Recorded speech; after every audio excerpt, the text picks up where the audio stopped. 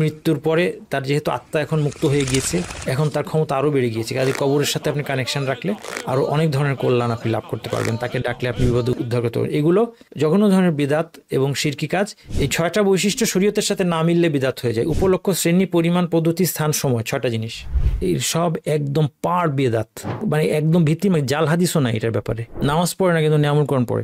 ওয়ালিদের আবার হায়ারার্কি আছে, হ্যাঁ, অফিসে যেরকম বস থাকে, বসের পর জেনারেল ম্যানেজার থাকে, তারপর বিভিন্ন লাইন ম্যানেজার থাকে, এই ধরনের হায়ারার্কি আছে তাদের। গাউস, কুতুব, আবদাল। বিদাতি বলতে চায় যে নবী সাল্লাল্লাহু আলাইহি ওয়াসাল্লাম বার্তা ঠিক মতো পৌঁছায় নাই, নবী সাল্লাল্লাহু আলাইহি ওয়াসাল্লাম এটা তো শিখাইতে ভুলে গেছে। বিদাতি বলতে চায় শরীয়তের মধ্যে ঘাটতি আছে, শরীয়ত যথেষ্ট না, আমার এর বাইরে কিছু করা লাগবে। বিদাত মানুষ করে এটা ভালো কাজ মনে করে, সে তো তবার প্রয়োজনই বুঝছে না, তবা করবে কি? আমার মা মারা যাওয়ার সাথে, আমার দোকান উদ্বোধন করার সাথে, আমার গৃহে প্রবেশের সাথে রাসূলুল্লাহ সাল্লাল্লাহু আলাইহি ওয়াসাল্লামের জন্মদিনের সম্পর্ক কি? নতুন ইবাদত অথবা নতুন বিশ্বাসটা প্রথম যে চালু করে তার ইবাদতও বাতিল, যে তাকে ফলো করে তার ইবাদতও বাতিল। এই জন্য যে কাউকে ফলো করার ব্যাপারে আমাদের খুব সাবধান থাকতে হবে। বিদাত করে সওয়াবের আশায় যে আল্লাহ আমাদের মধ্যে যার হাতটা আপনার পছন্দ তার উসিলায় আমাদের দোয়াটা কবুল করেন না কেন? আসলে আল্লাহর কাছে দোয়া করার যে সিস্টেম ছিল, দোয়া কবুলের যে জায়গা ছিল, দোয়া কবুলের যে উপলক্ষগুলো ছিল, এগুলি থেকে আমি দূরে সরে গিয়েছি। আমার সালামটা পৌঁছে দিয়েন রাসূল সাল্লাল্লাহু আলাইহি ওয়াসাল্লামের কাছে। এগুলো একটা বিদাত।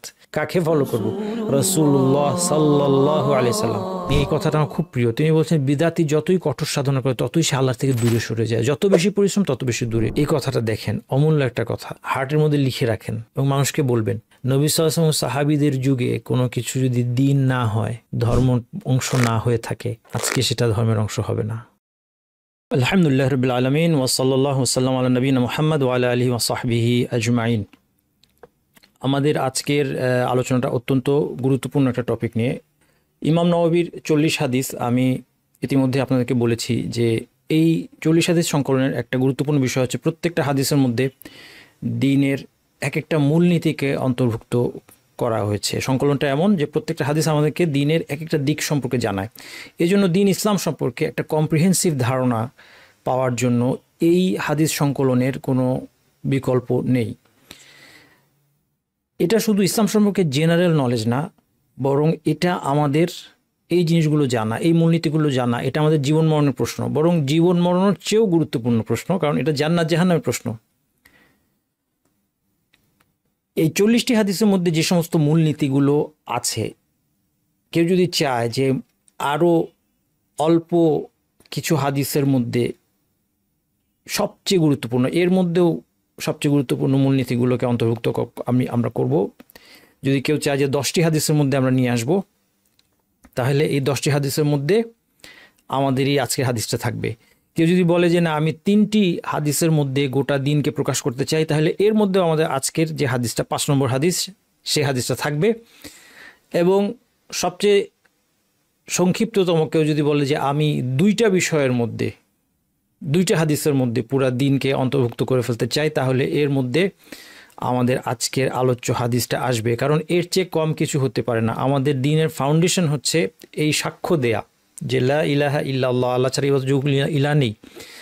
এবং দ্বিতীয় যে সাক্ষ্য দিতে হয় একজনকে মুসলিম হতে হলে এবং সাক্ষ্যের উপর মৃত্যু পর্যন্ত অটল থাকতে হয়, তা হচ্ছে মুহাম্মদ রাসূলুল্লাহ, আশহাদু আল্লা ইলাহা ইল্লাল্লাহ ওয়া আশহাদু আন্না মুহাম্মাদান আবদুল্লাহি ওয়া রাসূলুহু, অর্থাৎ মুহাম্মদ সাল্লাল্লাহু আলাইহি ওয়াসাল্লাম আল্লাহর রাসূল। এই 2টা সাক্ষ্য আমরা বলেছি ওতপ্রোতভাবে জড়িত। কারণ একজন মানুষ যখন সাক্ষ্য দেয় যে সে আল্লাহ ছাড়া আর কারো ইবাদত করবে না, একমাত্র আল্লাহর ইবাদত করবে এবং ইবাদতে কাউকে শরীক করবে না, সাথে সাথেই তাকে এই ঘোষণা দিতে হবে যে কার সিস্টেমে সে আল্লাহর ইবাদত করবে। যে কারো সিস্টেমে ইবাদত আল্লাহর কাছে গ্রহণযোগ্য হবে না। একমাত্র এই যে ইবাদতের শপথ সে নিয়েছে, সেই ইবাদত যদি নবী মুহাম্মদ সাল্লাল্লাহু আলাইহি ওয়াসাল্লামের দেখানোর পথে করে, কেবলমাত্র তখনই সেটা আল্লাহ সুবহানাহু ওয়া তাআলার কাছে গ্রহণযোগ্য হবে। আর আজকের হাদিসটা ঠিক এই বিষয়টাকে ঘিরে। কেউ যদি আল্লাহর ইবাদতের প্রতিশ্রুতি বা অঙ্গীকার নেয়, কিন্তু তারপরে তার ইবাদত নবী মুহাম্মদ সাল্লাল্লাহু আলাইহি ওয়াসাল্লামের দেখানো পথে না হয়, তাহলে তার জন্য ইবাদত করা আর না করা সমান। কারণ নবী মুহাম্মদ সাল্লাল্লাহু আলাইহি ওয়াসাল্লামের দেখানো পথ ছাড়া অন্য পথে যা কিছু সে বিশ্বাস করেছে, যা কিছু ইবাদত বা আমল সে করেছে, যা কিছু মুআমালাত সে করেছে, এই সব কিছু আল্লাহর কাছে বাতিল হিসেবে গণ্য হবে। এটাই আমরা আজকের হাদিসে দেখব। আমাদের আজকে আলোচনা যে হাদিসটাকে ঘিরে, সেটা হচ্ছে ইমাম নওয়াবীর সংকলনের 5 নম্বর হাদিস। এই হাদিসটা আমাদের আমল ইবাদত অথবা বিশ্বাস, আকীদা যেটাই বলি, এগুলো কবুল হওয়ার ইন্টারনাল এক্সটার্নাল শর্ত নিয়ে কথা বলছে। যে কোনো আমল অথবা ইবাদত আল্লাহর নৈকট্য লাভের জন্য আমরা যাই করি না কেন, আমরা যেভাবে দিন পালন করি না কেন, সেটা আল্লাহ সুবহানাহু ওয়া তাআলার কাছে গ্রহণযোগ্য হবে কিনা, এটা দুইটা কন্ডিশন উপর দাঁড়িয়ে আছে। একটা হচ্ছে ইন্টারনাল, অন্তরের, আর একটা হচ্ছে বাহ্যিক। অন্তরের কন্ডিশন হচ্ছে এই ইবাদতটা শুধুমাত্র আল্লাহর সন্তুষ্টির জন্য, আল্লাহর নৈকট্য লাভের জন্য, আল্লাহ যে পুরস্কারের ওয়াদা করেছেন সেই পুরস্কার পাওয়ার জন্য করতে হবে, মানুষের কাছে কোনো কিছুর আশায় নয়, কোনো দুনিয়াবি আশায় নয়। এটা হচ্ছে ইখলাস। এবং এই ইখলাসের হাদিস ছিল আমাদের ইমাম নববীর 40 হাদিস সংকলনের প্রথম হাদিস। এটা হচ্ছে ইন্টারনাল বিষয়। আর এক্সটার্নালি আমার এই আমলটা, আমার কথাটা, আমার বিশ্বাসটা, এটা কোরআন এবং হাদিসের শেখানো পথ এবং পদ্ধতিতে, নবী মুহাম্মদ সাল্লাল্লাহু আলাইহি ওয়াসাল্লামের শেখানো পথ এবং পদ্ধতিতে হতে হবে। আজকের আলোচনাটা হচ্ছে সুন্নাত এবং বিদআত নিয়ে।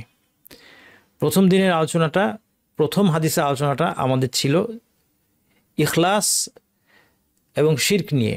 ইখলাস এবং শিরক অথবা ইখলাস এবং রিয়া ইত্যাদি। রিয়া এক ধরনের শিরক।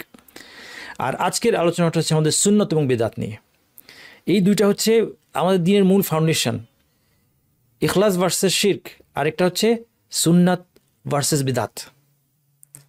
ইন্টারনালি আমাদেরকে ইখলাসের উপর থাকতে হবে, এক্সটার্নালি আমাদেরকে সুন্নাতের উপর থাকতে হবে। এর বিপরীতে আমরা যদি, আল্লাহ মাফ করুক, কেউ যদি ইন্টারনালি ইখলাস থেকে সরে শিরকের দিকে চলে যায়, সে ধ্বংস হবে। তেমনি এক্সটার্নালি সে যদি সুন্নত থেকে সরে বিদআতের দিকে চলে যায়, তাহলে সে ধ্বংস হবে। এই জন্য আজকের হাদিসটা এই সুন্নত এবং বিদআত সম্পর্কে। আন উম্মুল মুমিনিন উম্মি আব্দুল্লাহ আয়েশা রাদিয়াল্লাহু আনহা, হাদিসটা বর্ণনা করেছে উম্মুল মুমিনিন, মুমিনদের মা, উম্মু আব্দুল্লাহ, আব্দুল্লাহর মা আয়েশা রাদিয়াল্লাহু আনহা। আপনারা জানেন যে আয়েশা রাদিয়াল্লাহু আনহার গর্ভে রাসূলুল্লাহ সাল্লাল্লাহু আলাইহি সাল্লামের কোনো সন্তান হয়নি। তাহলে তিনি কেন উম্মু আব্দুল্লাহ এই কুনিয়ায় আখ্যায়িত হলেন? উম্মু আব্দুল্লাহ এই ধরনের নামগুলোকে কুনিয়া বলা হয়। আব্দুল্লাহর বাবা আবু আব্দুল্লাহ, কাউকে বলা হলো আব্দুল্লাহর বাবা। আবু মুহাম্মদ, মুহাম্মাদের বাবা। কাউকে বলা হলো আবু ফাতিমা, ফাতিমার বাবা, অথবা উম্মু ফাতিমা, ফাতিমার মা। এই যে এভাবে করে কাউকে ডাকা, এটাকে বলা হয় কুনিয়া। এই কুনিয়ার ক্ষেত্রে আরবদের কিছু রীতি আছে। যেমন আরবদের প্রথায় এই কুনিয়াটা অ্যাকচুয়াল কুনিয়া হতে হবে এমন কোনো কথা নাই। অর্থাৎ আসলেই ওই নামে তার কোনো সন্তান থাকতে হবে এমন কথা নাই। এমনকি শিশুদেরকে আরবরা এরকম কুনিয়া দিয়ে নামকরণ করে, কারণ এই কুনিয়াটা এক ধরনের তাকরিম। কুনিয়া বুঝতে পারছেন তো, যেটা উম্মু আব্দুল্লাহ বা আবু আব্দুল্লাহ বলে কাউকে ডাকা, কাউকে অমুকের বাবা অথবা অমুকের মা বলে ডাকা, এটা এক ধরনের তাকরিম, এটা এক ধরনের তাকে রেসপেক্ট দেখানো। এবং এই জন্য আরবরা অনেক সময় বাচ্চাদেরকে এই ধরনের নামে ডেকে থাকে, তার সেলফ এস্টিম তার মধ্যে তৈরি করার জন্য, তাকে অনার করার জন্য। যেমন আবু উমাইর নামক একজন সাহাবী ছিলেন রাদিয়াল্লাহু আনহু, যার কথা হাদিসের মধ্যে এসেছে, তিনি তখন শিশু ছিলেন, আবু উমাইর। তো শিশু বয়সেই তার, তখন কারো বাবা হওয়ার বয়সই হয় নাই, তখন থেকেই তাকে আবু উমাইর ডাকা হচ্ছে। ঠিক একইভাবে আয়েশা রাদিয়াল্লাহু আনহা, হাদিসের মধ্যে এসেছে রাসূলুল্লাহ সাল্লাল্লাহু আলাইহি সাল্লামকে বললেন যে সাওয়াহিবি লাহুন্না কুনা, কুল্লুহুন্না অথবা লাহুন্না কুনা। কুনা মানে তাদের সবার কুনিয়া আছে। আমার সাওয়াহিবি, সাওয়াহিব মানে রাসূল সাল্লাল্লাহু আলাইহি ওয়াসাল্লাম অন্যান্য স্ত্রীরা, তাদের অধিকাংশের কুনিয়া আছে। তখন রাসূল সাল্লাল্লাহু আলাইহি সাল্লাম তাকে বললেন যে ফাকতানি বি উম্মি আব্দুল্লাহ। রাসূল সাল্লাল্লাহু তাকে বললেন যে তুমি উম্মু আব্দুল্লাহ কুনিয়া গ্রহণ করো তোমার বোনের ছেলের মাতৃস্থানীয় হিসেবে। কারণ আয়েশা রাদিয়াল্লাহু আনহার বড় বোন আসমা রাদিয়াল্লাহু আনহার ছেলের নাম হচ্ছে আব্দুল্লাহ ইবনে জুবাইর। তাহলে আয়েশা রাদিয়াল্লাহু আনহা হচ্ছেন আব্দুল্লাহ ইবনে জুবাইরের খালা, আর খালা হচ্ছে মাতৃস্থানীয়। তো সেই জন্য রাসূলুল্লাহ সাল্লাল্লাহু আলাইহি সাল্লাম তিনি আয়েশা রাদিয়াল্লাহু আনহাকে ভালোবাসতেন। আমর ইবনে আস রাদিয়াল্লাহু আনহু তিনি রাসূল সাল্লাল্লাহু আলাইহি ওয়াসাল্লামকে একবার জিজ্ঞেস করলেন যে মান আহাব্বুন নাসি ইলাইকা, আপনার কাছে সবচেয়ে প্রিয় মানুষটা কে? এবং রাসূল সাল্লাল্লাহু আলাইহি ওয়াসাল্লাম যে আয়েশা রাদিয়াল্লাহু আনহাকে ভালোবাসতেন এটা তিনি গোপন করতেন না। তিনি জবাবে বললেন আয়েশা, আমার কাছে সবচেয়ে প্রিয় হচ্ছে আয়েশা। যদিও দেখেন একদল লোক তারপরেও পৃথিবীর বুকে আছে বর্তমানে যারা নিজেকে মুসলিম দাবি করে, তারা আয়েশা রাদিয়াল্লাহু আনহাকে তাকফির করে, আয়েশা রাদিয়াল্লাহু আনহাকে তারা কুফরির অপবাদ দেয় এবং তাকে তারা গালাগালি করে এবং তাকে তারা আরও নোংরা অপবাদ দেয়, যেখানে আল্লাহ সুবহানাহু ওয়া তাআলা 7 আসমানের উপর থেকে আল কোরআনে আয়েশা রাদিয়াল্লাহু আনহার পবিত্রতার ঘোষণা অবতীর্ণ করেছেন। এই জন্য কোনো কোনো আলেম বলেন যে সম্ভবত এই পাপের শাস্তি স্বরূপ সেই গোটা জাতি যারা মুসলিম হিসেবে তাদেরকে পরিচয় দেয় এবং আয়েশা রাদিয়াল্লাহু আনহাকে নোংরা অপবাদ দেয়, যে ব্যাপারে আল্লাহ সুবহানাহু ওয়া তাআলা তার পবিত্রতার ঘোষণা আল কোরআনে আল্লাহর কালামে অবতীর্ণ করেছেন, আলেমরা বলেন এর শাস্তি স্বরূপই সম্ভবত ওই পুরা জাতি জিনা ব্যভিচারে লিপ্ত করে দিয়েছেন আল্লাহ মুতাবিবাহের নামে। আপনারা জানেন যে ওই একই জাতি তারা মুতাবিবাহের মাধ্যমে, মুতাবিবাহ নামক একটা বাতিল প্রথার মাধ্যমে পুরা জাতি তারা জঘন্য ব্যভিচারে লিপ্ত। আল্লাহ সুবহানাহু ওয়া তাআলা আমাদেরকে যাবতীয় নোংরা আকীদা এবং নোংরা কাজ থেকে এবং বিভ্রান্তি থেকে, বেদাত থেকে আমাদেরকে রক্ষা করুন। এই জঘন্য বেদাতে তারা লিপ্ত। সেই আয়েশা রাদিয়াল্লাহু আনহা সম্পর্কে, যার সম্পর্কে নবী সাল্লাল্লাহু আলাইহি ওয়াসাল্লাম প্রশ্ন করা হলে তিনি বলেছেন তার কাছে সবচেয়ে প্রিয় ব্যক্তি হচ্ছে নবী আয়েশা রাদিয়াল্লাহু আনহা, এবং নবী মুহাম্মদ সাল্লাল্লাহু আলাইহি ওয়াসাল্লাম একমাত্র সেই তার কাছে প্রিয় হতে পারে যিনি একজন উত্তম ব্যক্তি, পুরুষ অথবা নারীর মধ্যে, যিনি উত্তম, পবিত্র, সৎকর্মশীল, সেরকম একজন মানুষই নবী মুহাম্মদ সাল্লাল্লাহু আলাইহি ওয়াসাল্লামের প্রিয় ব্যক্তি হতে পারে এবং নবী মুহাম্মদ সাল্লাল্লাহু আলাইহি ওয়াসাল্লামের স্ত্রী হতে পারে। যাই হোক, এরপর তাকে যখন জিজ্ঞেস করা হলো যে আমি পুরুষদের মধ্যে আপনার কাছে সবচেয়ে প্রিয় কে, সেটা জানতে চাচ্ছি, আমর নাজ বললেন, তখন রাসূলুল্লাহ সাল্লাল্লাহু আলাইহি ওয়াসাল্লাম কি উত্তর দিলেন? রাসূলুল্লাহ সাল্লাল্লাহু আলাইহি ওয়াসাল্লাম বললেন আবুহা, পুরুষদের মধ্যে আমার সবচেয়ে প্রিয় ব্যক্তি হচ্ছে তার বাবা। আবু বকর রাদিয়াল্লাহু আনহু নবী সাল্লাল্লাহু আলাইহি ওয়াসাল্লামের সবচেয়ে প্রিয় ব্যক্তি, উম্মতের ফার্স্ট বয়, সর্বশ্রেষ্ঠ। ওই জাতি তাকে ঘৃণা করে। দ্বিতীয় সর্বশ্রেষ্ঠ ব্যক্তি ওমর রাদিয়াল্লাহু আনহু, তাকেও তারা ঘৃণা করে, এবং তার কন্যা হাফসা রাদিয়াল্লাহু আনহা, তিনিও নবী মুহাম্মদ সাল্লাল্লাহু আলাইহি ওয়াসাল্লামের স্ত্রী। এই দুই শ্রেষ্ঠ ব্যক্তি নবী মুহাম্মদ সাল্লাল্লাহু আলাইহি ওয়াসাল্লামের সবচেয়ে নিকটতম এই উম্মতের দুই ব্যক্তি, তাদের দুই কন্যা রাসূলুল্লাহ সাল্লাল্লাহু আলাইহি ওয়াসাল্লামের স্ত্রী উম্মুল মুমিনিন। ফলে তারা এই দুই ব্যক্তিকে ঘৃণা করে এবং এই দুই ব্যক্তির কন্যাকেও ঘৃণা করে। তারা সাহাবীদেরকে তাকফির করে। তাদের মধ্যে কারো মতে 5 জন সাহাবীদের বাকি সব সাহাবী কাফের হয়ে গেছে, নাউজুবিল্লাহ। আরেক মতে 17 জন সাহাবীদের বাকি সব সাহাবী কাফের হয়ে গেছে, নাউজুবিল্লাহ।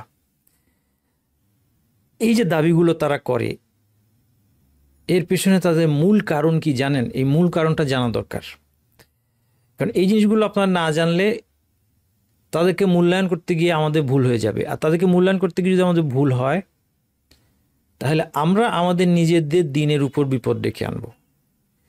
সাহাবীদেরকে যারা তাকফির করে, যে সাহাবীরা কাফের হয়ে গিয়েছেন, এই ধরনের কথা যারা বলে, তাদের সম্পর্কে হাফিজ আবু যুরআ রাহমাতুল্লাহ আলাইহি ওনার একটা খুব সুন্দর কথা আছে। এটা সবসময় মাথায় রাখতে হবে যে সাহাবীদেরকে যারা ঘৃণা করে অথবা গালাগালি করে অথবা তাকফির করে, তাকফির মানে বুঝেন তো, তাকফির মানে কাফের ঘোষণা দেওয়া, তাদের সঙ্গে বুঝতে হবে যে তাদের রাগটা সাহাবীদের উপর না, তাদের রাগটা এই দিনের উপর।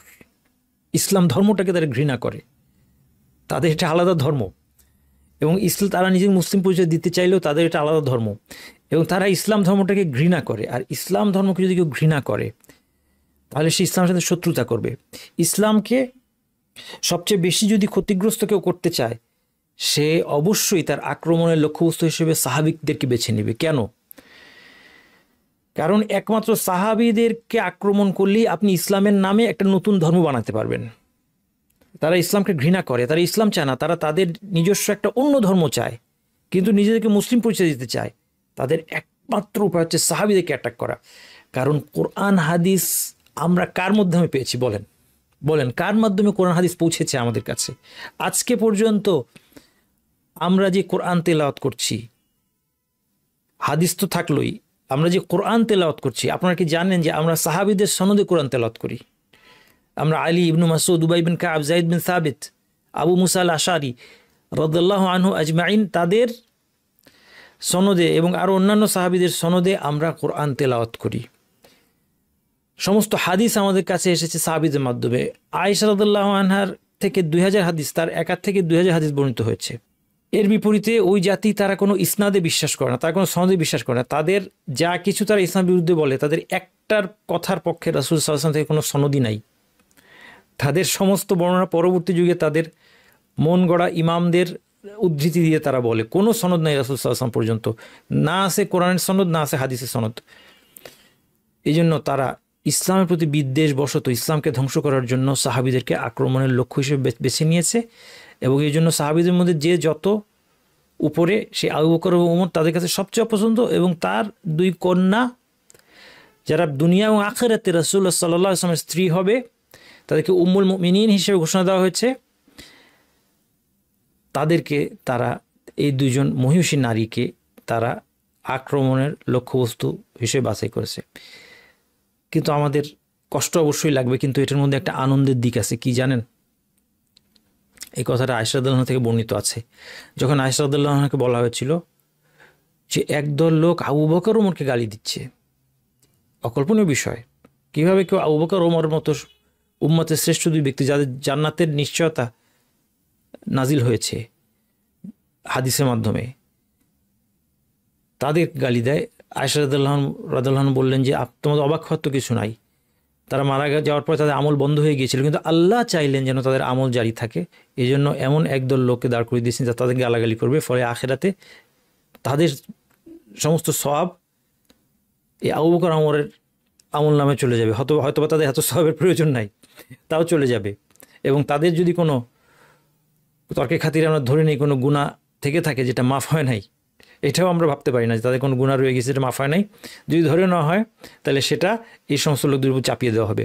সুতরাং যখন আপনি দেখতে পান যে সাহাবীদেরকে কেউ গালাগালি করছে, খারাপ কথা বলছে, কটূক্তি করছে, উম্মুল মুমিনিন আয়েশা রাদিয়াল্লাহু আনহাকে অথবা আবু হুরায়রা রাদিয়াল্লাহু আনহুকে, হাদিস অস্বীকারীরা তাকে টার্গেট করে, তাকে গালাগালি করে, খারাপ কথা বলে, অথবা হাফসা রাদিয়াল্লাহু আনহাকে, অথবা কোনো সাহাবীকে, ইমানের দাবি হচ্ছে আপনার মনে কষ্ট লাগবে, আপনার অবশ্যই খারাপ লাগে। সাহাবীকে নিয়ে খারাপ কথা বলছে, আপনার সাথে সাথে খারাপ লাগবে, নাহলে আপনার তো ইমান কোথায়?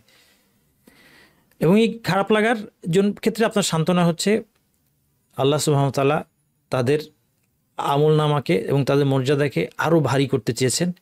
এই জন্যই এই লোকগুলোকে, এই নিকৃষ্ট লোকগুলোকে আল্লাহ সুবহানাহু ওয়া তাআলা দাঁড় করে দিয়েছেন। যাই হোক, আমি অনেকটা দূরে সরে গেলাম। আমি যদি আমার মূল আলোচনায় ফিরে আসি, আয়েশা রাদিয়াল্লাহু আনহা থেকে বর্ণিত, ক্বালা রাসূলুল্লাহ সাল্লাল্লাহু আলাইহি ওয়াসাল্লাম, তিনি বলেন, রাসূল সাল্লাল্লাহু আলাইহি ওয়াসাল্লাম বলেছেন, মান আহদাসা ফি আমরিনা হাযা মা লাইসা মিনহু ফাহুয়া রাদ। আমাদের এই দ্বীনের মধ্যে যে এমন কিছু উদ্ভাবন করবে, আবিষ্কার করবে নতুন, যেটা এই দ্বীনের অংশ নয়, সেটা বাতিল। বুখারী মুসলিম হাদিস বর্ণনা করেছেন, মুসলিমের ভাষ্যে অতিরিক্ত এসেছে, বা মুসলিমের ভাষ্যে একটু ভিন্নভাবে এসেছে, মান আমিলা আমাল লাইসা আলাইহি আমরুনা ফাহুয়া রাদ। যে এমন কোনো আমল করবে যা আমাদের শরীয়ত অনুযায়ী হবে না, সেটা বাতিল হবে। তাহলে দুটোর মধ্যে পার্থক্য কি? দুটোর মধ্যে পার্থক্য একটু বোঝা দরকার আছে। প্রথম বাক্যে বলা হচ্ছে যে যে আমলটা আবিষ্কার করেছে, আবিষ্কারক একজন এসে নতুন করে বলল যে আমরা এই নতুন আমলটা আমরা করব, সে প্রথমের মতো আবিষ্কার করলো, সে একটা জিকির আবিষ্কার করলো নতুন, যেটা কোরআন হাদিসের মধ্যে নাই। সে বলল যে এই জিকিরটা এতবার পড়িলে এই ফজিলত আছে।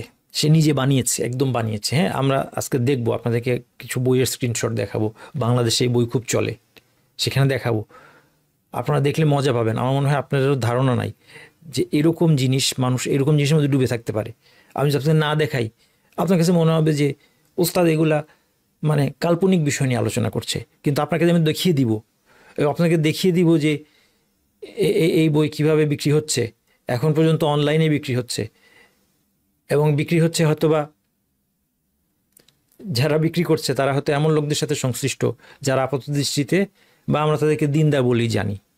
এখন কেউ যখন একটা কিছু বানাইলো, একটা নতুন দিনের মধ্যে একটা নতুন অনুষ্ঠান আবিষ্কার করলো, এটা দিনের মধ্যে নাই, মিলাদ আবিষ্কার করলো, রাসূল সাল্লাল্লাহু আলাইহি সাল্লামের জন্মদিন পালন করে, তারা যে কোনো অকেশনে রাসূল সাল্লাল্লাহু আলাইহি সাল্লামের জন্মদিন পালন করে, মা মারা গেলে রাসূল সাল্লাল্লাহু আলাইহি সাল্লামের জন্মদিন পালন করে।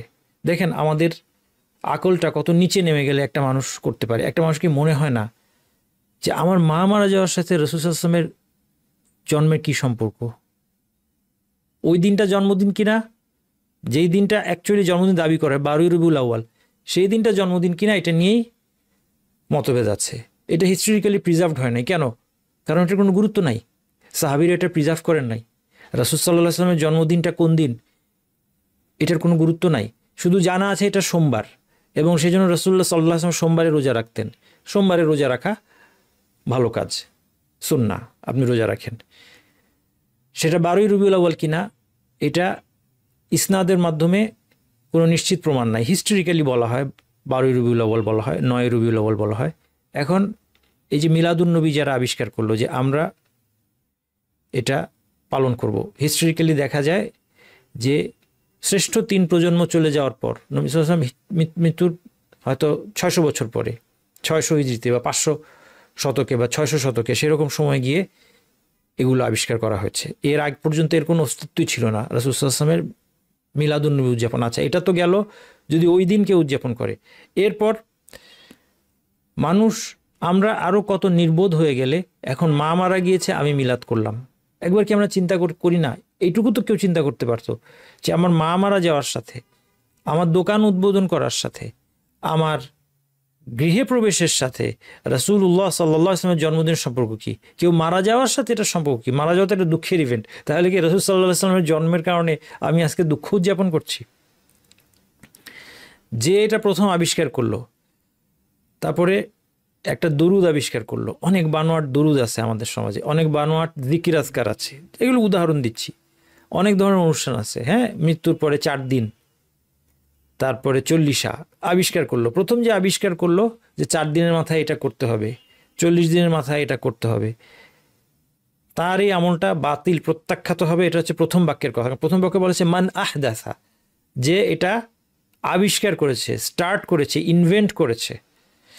দ্বিতীয় হাদিসে বলা হয়েছে মান আমিলা, যে আমল করেছে। তাইলে একজন আবিষ্কার করেছে, আরেকজন তাকে দেখে আমল করেছে, যে না উনি আমার পীর, উনি আমার মুর্শিদ, আমি উনার ফলোয়ার, আমি এত কোরআন হাদিস বুঝি না, আমি উনাকেই ফলো করব। যতই কোরআন হাদিস শোনানো হোক আমি এটা যাচাইও করব না, আমি কোনো আলেমকেও জিজ্ঞেস করব না। উনি আমাকে বলেছেন, ওনাকে আমি পীর ধরেছি, মুর্শিদ ধরেছি, উনার পিছনে পিছনে আমি এই কাজগুলো করব, তার ইবাদতটাও বাতিল। বিষয়টা কিন্তু খুব বিপজ্জনক। এই জন্য অন্ধ অনুসরণ, অ্যাবসোলুট অন্ধ অনুসরণ বিপজ্জনক। আমাদেরকে চোখ কান সবসময় খোলা রাখতে হবে যে আমরা কি করছি, যার অনুসরণ করছি তিনি আদৌ আলেম কিনা ভালো করে খোঁজ করতে হবে, তার জীবন দেখতে হবে, সে জীবনটা কি অতিবাহিত করে, তিনি কি রাসূল সাল্লাল্লাহু আলাইহি ওয়াসাল্লামের সুন্নতের উপর চলে, আল্লাহকে ভয় করে চলে, কোরআন হাদিসের ভিত্তিতে কথা বলে, নাকি বিভিন্ন কবিতা ওড়ায়, বিভিন্ন গজল গায়, তারপরে খালি ফার্সি কবিতা বলে, কোরআন হাদিস বলে না, হাদিসের সহি বিশুদ্ধ নিয়ে কোনো আলোচনা নাই, হাদিসটা সহি না বিশুদ্ধ, কোনটা হাদিস বললো, কি হাদিস বললো, হাদিসে আছে, কিতাবে আছে বলেই সব কিছু বলে দেয়, এটার কোনো রেফারেন্স নাই। এই বিষয়গুলো তো আলোচনা করতে চায় না। এই বিষয়গুলো আপনি সহজে পরীক্ষা করতে পারবেন, একটা মানুষের পরীক্ষা করতে পারবেন। আপনি একটা মানুষকে জিজ্ঞেস করেন, আপনি যে বললেন এটা কি কোনো সহি হাদিসে আছে, হাদিসের রেফারেন্সটা আমাকে দিবেন, একটু হাদিসটা আমাকে বুঝিয়ে দেন। সাধারণত আপনারা দেখবেন যারা বাতিলকে আঁকড়ে থাকতে চায় তারা এই জিনিসগুলোতে রেগে যাবে, তারা এটাকে তাদের অথরিটির চ্যালেঞ্জ হিসেবে দেখবে। এর বিপরীতে সত্যপন্থী মানুষের অ্যাটিটিউড আপনি দেখবেন যে আপনি যদি তাকে চ্যালেঞ্জ করেন এবং আপনার যদি বেসিস থাকে, আপনি যদি তার সামনে নিয়ে যান, যে মনে করেন আপনি নিয়ে গেলেন যে আমি হাদিসে এরকম পেলাম, এটা আপনার কথার সাথে মিলল না, আপনি দেখবেন সে রেগে যাবে না, সে আপনার কথাটা শুনবে, সে আপনার দলিলটা বিশ্লেষণ করে দিবে। হয় সে সেটা জানে, সে বলবে যে হ্যাঁ আমি এটা জানি, আপনি যে হাদিসটা বলছেন এটার অর্থ এই, বা আপনি যে হাদিসটা বলছেন যে হাদিসের সনদে এই সমস্যা আছে, অথবা আপনার হাদিসটা আমি যেটা বলেছি দুটোর মধ্যে সমন্বয় এভাবে হবে, সে আপনাকে সুন্দরভাবে রেফারেন্স দিবে, বুঝিয়ে দিবে, তার রেগে যাওয়ার কোনো কারণ নাই। অথবা সে যদি না জানে তাহলে সে আপনাকে বলবে আচ্ছা ঠিক আছে আপনি দেন, আমি দেখি এটার মধ্যে সমন্বয় কীভাবে হয়, আলেমরা কি বলেছেন আমি দেখি, আমি আমার পজিশনটা আবার রিভিউ করি। আপনি দুইটা মানুষের দেখেন, আপনি এক্সপার্ট পণ্ডিত না হলেও আপনি দুইটা মানুষের অ্যাটিটিউড থেকে আপনি চিনতে পারবেন। আপনার যদি সত্যকে চেনার উপায় থাকে তাহলে বিশেষ করে দ্বীনের মৌলিক বিষয়গুলোতে আপনার বিভ্রান্ত হওয়ার কোনো সুযোগই নাই। এখন না সালাতে হাত বুকে বাঁধবেন, নাকি আর একটু নিচে বাঁধবেন, নাকি নাভির উপরে বাঁধবেন, নাকি নাভির নিচে বাঁধবেন, দেখেন এই বিষয়গুলো মেজর ইস্যু না। এই বিষয়গুলোতে বড় বড় ইমামদের মধ্যে ইখতিলাফ হয়েছে। কাজেই এই বিষয়গুলোতে কিছুটা মতভেদ থাকতে পারে, থাকা সম্ভব, অতীতকাল থেকে আছে, এখন পর্যন্ত আছে। কিন্তু এই যে দিনের মৌলিক বিষয়, আমরা মিলাদ করব কি করব না, আমরা 4 দিন করব কি করব না, আমরা 40 করব কি করব না, আমরা নিয়ত মুখে উচ্চারণ করব কি করব না, আমরা 5 ওয়াক্ত সালাতের পর নিয়মিত সম্মিলিত মোনাজাত করব কি করব না, যেটা আমি আগে বলেছি মোনাজাত নামটাই ভুল, শব্দটাই ভুল। মোনাজাত হচ্ছে একান্ত চুপে চুপে যে কথা মানুষ বলে, কথাবার্তা। আপনি সালাতের মধ্যে মোনাজাতের জায়গা, আল্লাহর সাথে সালাতের মধ্যে আপনার মোনাজাত হয়, সালাতের মধ্যে আল্লাহর সাথে আপনার কথোপকথন হয়, আপনি আল্লাহর কাছে চাচ্ছেন, আল্লাহ আপনাকে দিচ্ছেন, জবাব দিচ্ছেন। সালাতের পরে হচ্ছে জিকির আজকারের জায়গা, সেটার মধ্যেও দোয়া আছে, অসুবিধা নেই, আস্তাগফিরুল্লাহ আস্তাগফিরুল্লাহ আস্তাগফিরুল্লাহ ইত্যাদি। কিন্তু যেই সম্মিলিত দোয়ার সিস্টেমটা আমরা চালু করেছি, এগুলি মৌলিক বিষয়। আমরা এগুলো চালু করার জন্য আমাদের দেখতে হবে রাসূলুল্লাহ সাল্লাল্লাহু আলাইহি ওয়াসাল্লাম সাহাবীদেরকে নিয়ে 5 ওয়াক্ত এটা করতেন। নিশ্চয়ই হাদিসের মধ্যে আসছে, সাহাবীরা নিশ্চয়ই বলছেন 5 বার দিনের মধ্যে। দেখেন কত গুরুত্বপূর্ণ একটা ব্যাপার। 5টা সালাত সবচেয়ে গুরুত্বপূর্ণ ব্যাপার। 5টা সালাতের পরে রাসূলুল্লাহ সাল্লাল্লাহু আলাইহি ওয়াসাল্লাম যদি এটা করতেন, তাহলে নিশ্চয়ই অনেক সাহাবী বর্ণনা করতেন, রাসূল সাল্লাল্লাহু আলাইহি ওয়াসাল্লাম সালাত আদায় করলেন, এভাবে বলতেন। সহিহ হাদিসগুলোতে আসতো, বুখারীতে আসতো, মুসলিমের মধ্যে আসতো, অনেকগুলো বর্ণনা আসতো। রাসূল সাল্লাল্লাহু আলাইহি ওয়াসাল্লাম আমাদেরকে নিয়ে সালাত শেষ করলেন, সালাত শেষ করার সাথে সাথেই 2 হাত তুললেন, বললেন আল্লাহুম্মা আমিন, তারপরে বললেন রব্বানা আতিনা ফিদ দুনিয়া হাসানা ওয়া ফিল আখিরাতি হাসানা ওয়াজাল, শেষে বললেন, লাস্টে গিয়ে কি বললেন, ওয়াজাল আখিরা কালিমাতিনা লা ইলাহা ইল্লাল্লাহু মুহাম্মাদুর রাসূলুল্লাহ। ঠিক না? সাহাবীরা বলতেন, ইবনে ওমর বর্ণনা করতেন যে আমি রাসূল সাল্লাল্লাহু আলাইহি ওয়াসাল্লামের নামাজ পড়লাম, নামাজ শেষে তিনি, কারণ 5 ওয়াক্ত করতেছেন তো, তাই না? ফজরের পরে করছে, জোহরের পরে করতেছেন, আসরের পরে করতেছেন, তাই না? ইবনে ওমর বলবে, তারপর ইবনে মাসউদ বলবেন, আবু হুরায়রা বর্ণনা করবেন, অসংখ্য সাহাবী বর্ণনা করবেন, মুতাওয়াতির হাদিস হয়ে যাবে। যদি আজকে যারা এটা করছে 5 ওয়াক্ত নামাজ পড়ে, তারা যদি ঠিক পথের উপর থেকে থাকে, তাহলে মুতাওয়াতির হাদিস পাওয়ার কথা। মুতাওয়াতির হাদিস বুঝেন তো, যে হাদিসটা অসংখ্য চেইনে বর্ণিত হয়। কিন্তু কোথায় হাদিস? দলিল হিসেবে নিয়ে আসা হয় একটা হাদিসকে, যেটা মধ্যে বলা আছে দোয়া কবুলের জায়গা হিসেবে বলা আছে সালাতের শেষাংশ। সালাতের শেষাংশ হচ্ছে দোয়ার জায়গা। জেনারেল হাদিস দিয়ে এইটুক জেনারেল হাদিস, আর অন্য একটা হাদিসে আছে যে হাত তুলে দোয়া করলে আল্লাহ সুবহানাহু ওয়া তাআলা সেই হাত শূন্যে ফিরিয়ে দিতে কি করেন? লজ্জা পান। এখন আপনি ওই হাদিসের এই জেনারেল বাক্য, ওখানে কিছুই বলা হয় না হাত কখন তুলবেন বা তুলবেন না, এটা বলা হয় না। হাত তুলে দোয়া করা ভালো, জেনারেল বক্তব্য। আর বিভ্রান্তিটা আপনাদেরকে বোঝাচ্ছি যে বিদআত কিভাবে আসে। আরেকটা হাদিসের জেনারেল বক্তব্য কি? সালাতের শেষাংশে দোয়া কবুল হয়। এই শেষাংশের ব্যাখ্যা কি? এই ব্যাখ্যাটা কিন্তু সালাম ফেরানোর পরে না, এটা হচ্ছে সালাম ফেরানোর আগে। কিন্তু প্রথমত সেই ব্যাখ্যাটাকে একদল নিজেদের মতো করে বানিয়ে নিয়েছে যে শেষাংশ মানে সালামের পরে। তাদের বলা উচিত ছিল যে, যদি ধরেও নিই যে শব্দটা দুবুর শব্দটা ব্যবহার করা হয়েছে। দুবুর মানে পিছন, কোনো একটা জিনিসের পিছন। যেমন একটা পশুর দুবুর যদি বলা হয়, তাহলে সেই পশুর পিছনের অংশ। পশুর পেছনের অংশ কি পশুর অংশ নাকি পশুর বাইরে? ওইটা ওই পশুর অংশ। তাহলে সাধারণত সালাতের দুবুর বলার মানে হচ্ছে সালাতের শেষাংশ, অর্থাৎ সালাত শেষ হওয়ার আগে যে শেষ অংশ, সালাম ফেরানোর আগে। আচ্ছা, যদি বলা হয় যে ভাষাগতভাবে এই সম্ভাবনাও আছে যে হইতে পারে এটা সালাম ফেরানোর পরে, হইতে পারে এটা সালাম ফেরানোর পরে, যদি হইতে পারে, তাহলে আসলে কোনটা ঠিক এটা কোথায় আপনি দেখবেন বলেন তো? কাকে জিজ্ঞেস করবেন কোনটা ঠিক?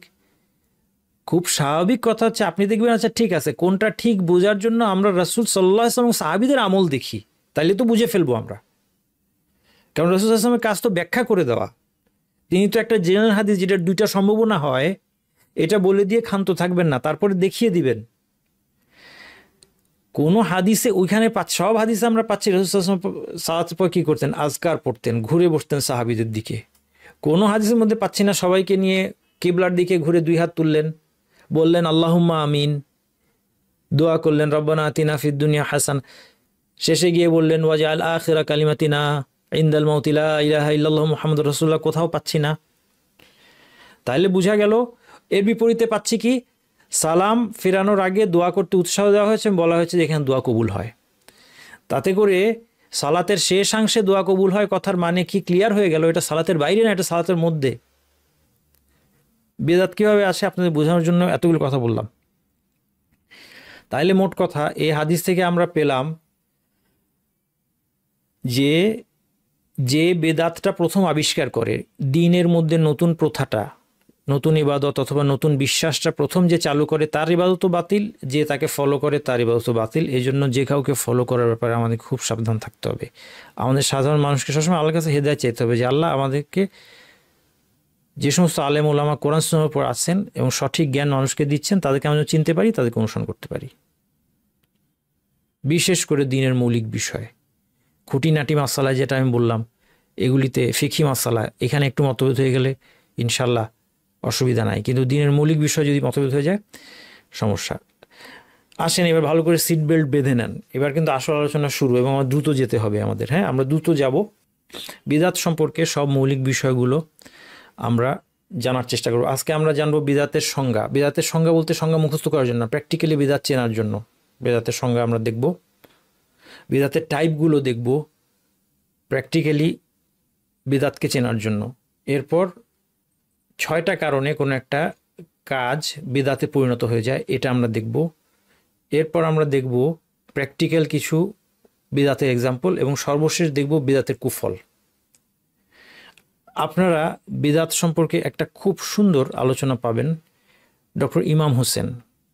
উনি একটা আলোচনা করেছেন, দীর্ঘ উনি খুতবায় সিরিজ আলোচনা করেছেন, এবং সেখানে বিস্তারিত উনি বিদআতকে চেনার উপায় নিয়ে আলোচনা করেছেন। তারপরে আমাদের দেশে প্রচলিত বিদআত নিয়ে অনেক বিস্তারিত আলোচনা করেছেন। ওনার একটা ভালো বৈশিষ্ট্য হলো এই ব্যাপারে আলোচনার ক্ষেত্রে যে উনি বাংলাদেশে কি হয়, এই দেশে সর্বস্তরে কি হয়, আদ্যপান্ত উনি জানেন। উনি বিভিন্ন ধরনের মানুষের সাথে মিশেছেন, বিভিন্ন ধরনের বিদআতীদের সাথে মিশেছেন। সাধারণ মানুষ বিদআতীদের সাথে মিশবে না, কিন্তু উনি একজন আলেম। উনি বিভিন্ন কারণে, হয়তো জীবনের বিভিন্ন পর্যায়ে অথবা গবেষণার কারণে হোক, উনি মিশে এই জিনিসগুলো আদ্যপান্ত জানেন। এই জন্য ওনার আলোচনাটা খুবই বাস্তবধর্মী। এই আলোচনাটা, এই জন্য আমি মনে করি এই জিনিসগুলো আমাদের সবার জানা দরকার আছে, যে সমাজে কি হচ্ছে, আমাদের নিজেদের বাঁচার জন্য, সন্তান পরিবারকে বাঁচানোর জন্য, এবং সমাজের মানুষের প্রতি আমার দায়িত্ব পালন করার জন্য। এই জন্য এই দিক থেকে আমি বিশেষভাবে মনে করি, আর অন্যান্য দিকেও ভালো, এই দিক থেকে ওনার আলোচনাটা আপনারা সার্চ করলে ইউটিউবে পাবেন, এগুলো আপনারা শুনবেন। আমি আপনাদেরকে যেটা আজকে আলোচনা করবো এটা আর একটু কনসাইজ ফর্মে। বিদআতের পরিচয় আমি আপনাদেরকে 4টা সংজ্ঞা দিব। 4টা সংজ্ঞা দেওয়ার একটা কারণ আছে। একটা বিদআতকে আইডেন্টিফাই করার জন্য, বিদআত কিন্তু অনেক, বিদআতের সংখ্যা কিন্তু অনেক। বিদআতকে গুণে গুণে হিসাব রাখা এর চেয়ে সহজ হচ্ছে বিদআতের ক্রাইটেরিয়াগুলো জানা, যে কোন জিনিসের কারণে কোনো একটা কাজ বিদআতে পরিণত হবে। কারণ কাজটা যদি বিদআতে পরিণত হয়, এটার খারাপ দিকটা কি? এর খারাপ দিকটা হচ্ছে আমি আমলটা কষ্ট করে করব, এরপর আমার গুনাহ হবে। একটা পাপ কাজ যখন একজন মানুষ করে, সে জানে সে পাপ কাজ করছে, সে ভালো কাজ মনে করে পাপ কাজ করে না। একজন লোক মদ খায়, আল্লাহ মাফ করুক, সে জানে যে মদ খাওয়া হারাম, আমি খারাপ কাজ করছি। তার মনের মধ্যে যদি ঈমান থাকে, তার একটা অনুশোচনা থাকে তার মনের মধ্যে, এবং এক সময় সে তওবা করে নেয়, ফিরে আসে। সে কোনো সওয়াবের আশায় কেউ মদ খায় না। কিন্তু বিদআত করে মানুষ কিসের আশায়? বিদআত করে সওয়াবের আশায়। যে লোকটা মিলাদ করে, সে কল্যাণের আশায় মিলাদ করছে। যারা 5 ওয়াক্ত সালাতের পর সম্মিলিত দোয়ায় অভ্যস্ত হয়ে পড়েছে, তারা এই কাজটা আল্লাহর কাছে কল্যাণ পাবে মনে করে তারা করছে। এবং তারপর তারা যখন তাদের দোয়া কবুল হচ্ছে না, তারা অনেক হায় হুতাশ করছে যে আমরা এত দোয়া করি, আমরা 5 ওয়াক্ত সালাতের পর আল্লাহর কাছে দোয়া করছি, আমরা জুমার সালাতের পরে আমরা সবাই মিলে হাত তুলে দোয়া করছি। দোয়ার মধ্যে আবার আল্লাহকে বলছি যে আল্লাহ, আমাদের মধ্যে যার হাতটা আপনার পছন্দ, তার উসিলায় আমাদের দোয়াটা কবুল করেন না কেন? এই দোয়াটাই বাতিল। এই দোয়াটাই বাতিল, সেই লোক এই লোকগুলো জানছে না। কি মহা সমস্যা আপনি দেখেন।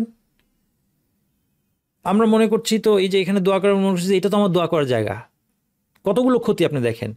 আমি কষ্ট করে সময় নষ্ট করে দোয়া করছি, আমার দোয়াটা বাতিল বাতিল এবং এটা প্রত্যাখ্যাত, মানে এটার জন্য গুনাহ হবে, আমার এটার জন্য গুনাহ হবে। দোয়া কবুল তো পরের কথা, আমি যদি কিছুই না বলতাম, কোনো দোয়া না করতাম, আমার ভালো ছিলাম, গুনাহ হইতো না। এখন এটার জন্য গুনাহ হবে, দোয়া যেটা করেছি এটা পাওয়া তো সেটা আরেক প্রশ্ন। এরপর যখন এই জায়গায় দোয়া করে আমি সন্তুষ্ট, যেটা কোনো দোয়া কবুলের জায়গা না, যেটা দোয়ার এই সম্মিলিত দোয়া বা এই ধরনের কিছু কোনো উপযুক্ত জায়গাই না, তখন আমার আসলে আল্লাহর কাছে দোয়া করার যেই সিস্টেম ছিল, দোয়া কবুলের যেই জায়গা ছিল, দোয়া কবুলের যেই উপলক্ষগুলো ছিল, এগুলি থেকে আমি দূরে সরে গিয়েছি।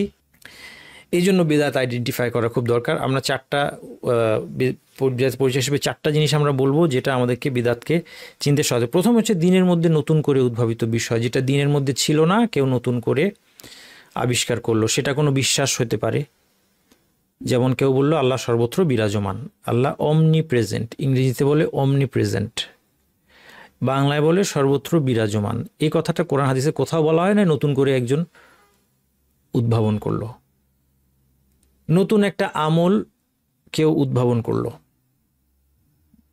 নতুন একটা জিকির কেউ উদ্ভাবন করলো, যেমন আল্লাহ আল্লাহ আল্লাহ আল্লাহ আমি করব, অথবা সবাই মিলে একসাথে বসে লা ইলাহা ইল্লাল্লাহ সবাই একসুরে বলতেছে, বলতে বলতে আবার যিনি বলাচ্ছেন তিনি একবার লা ইলাহা বলে থেমে যান, বাকিরা বলে ইল্লাল্লাহ,